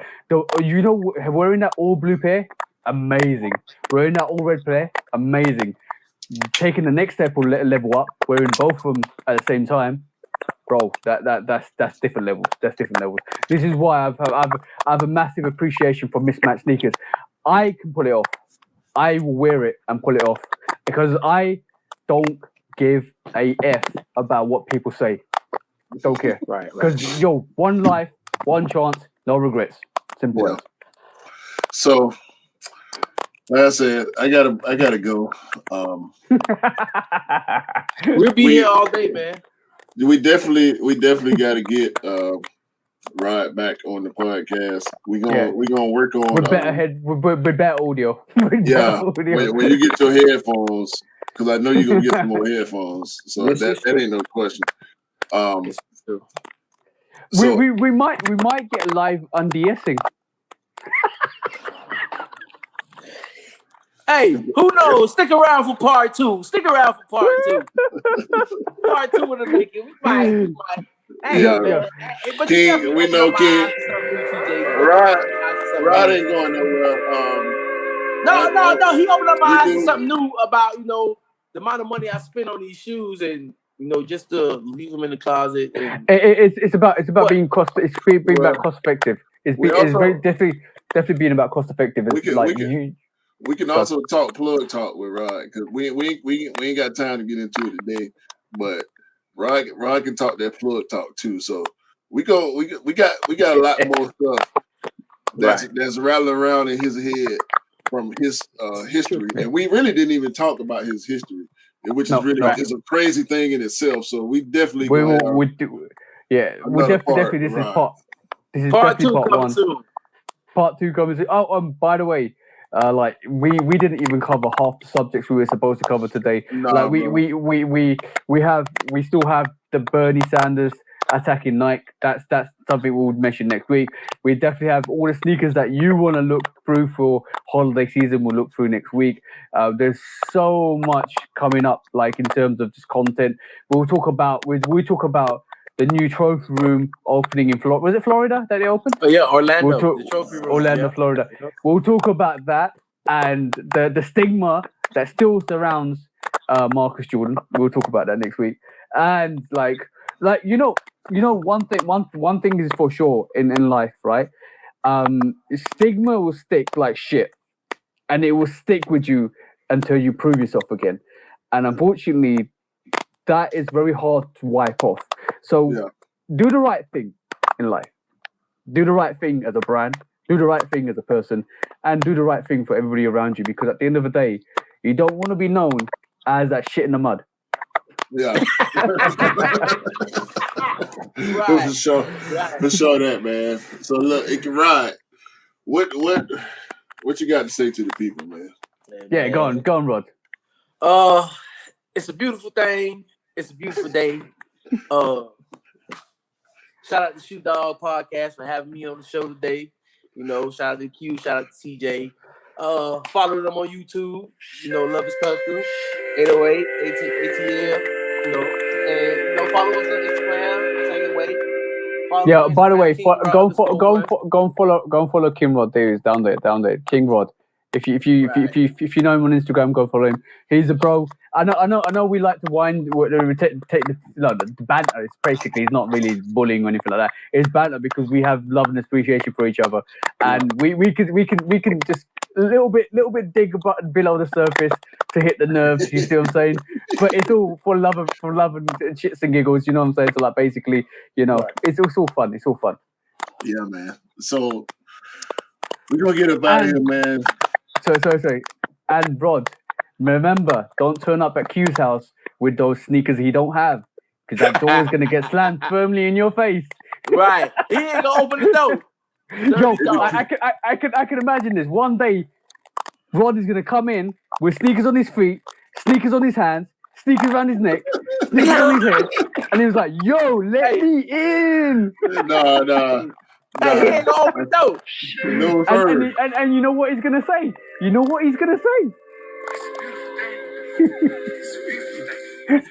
Hey, baby. Hey, you feel this? We'll go tit for tat. So look, on that note, we hope everybody we appreciate everybody for tuning in, man. Once 100%. Again, another episode down. We got another one coming. We ain't gonna stop. Y'all Power Rangers, y'all can keep jumping in with your knives and swords and Megazords. Go Power Rangers! We ain't going nowhere, all right? So for TJ, for my brother, King Rod, we're gonna say we hope all y'all get to unds all the sneakers y'all want to wear, because you deserve to unds every sneaker in your collection, all right? Unds your sneakers, bro. Unds your sneakers. Oh, bro, come on, bro. Peace out, guys. Peace.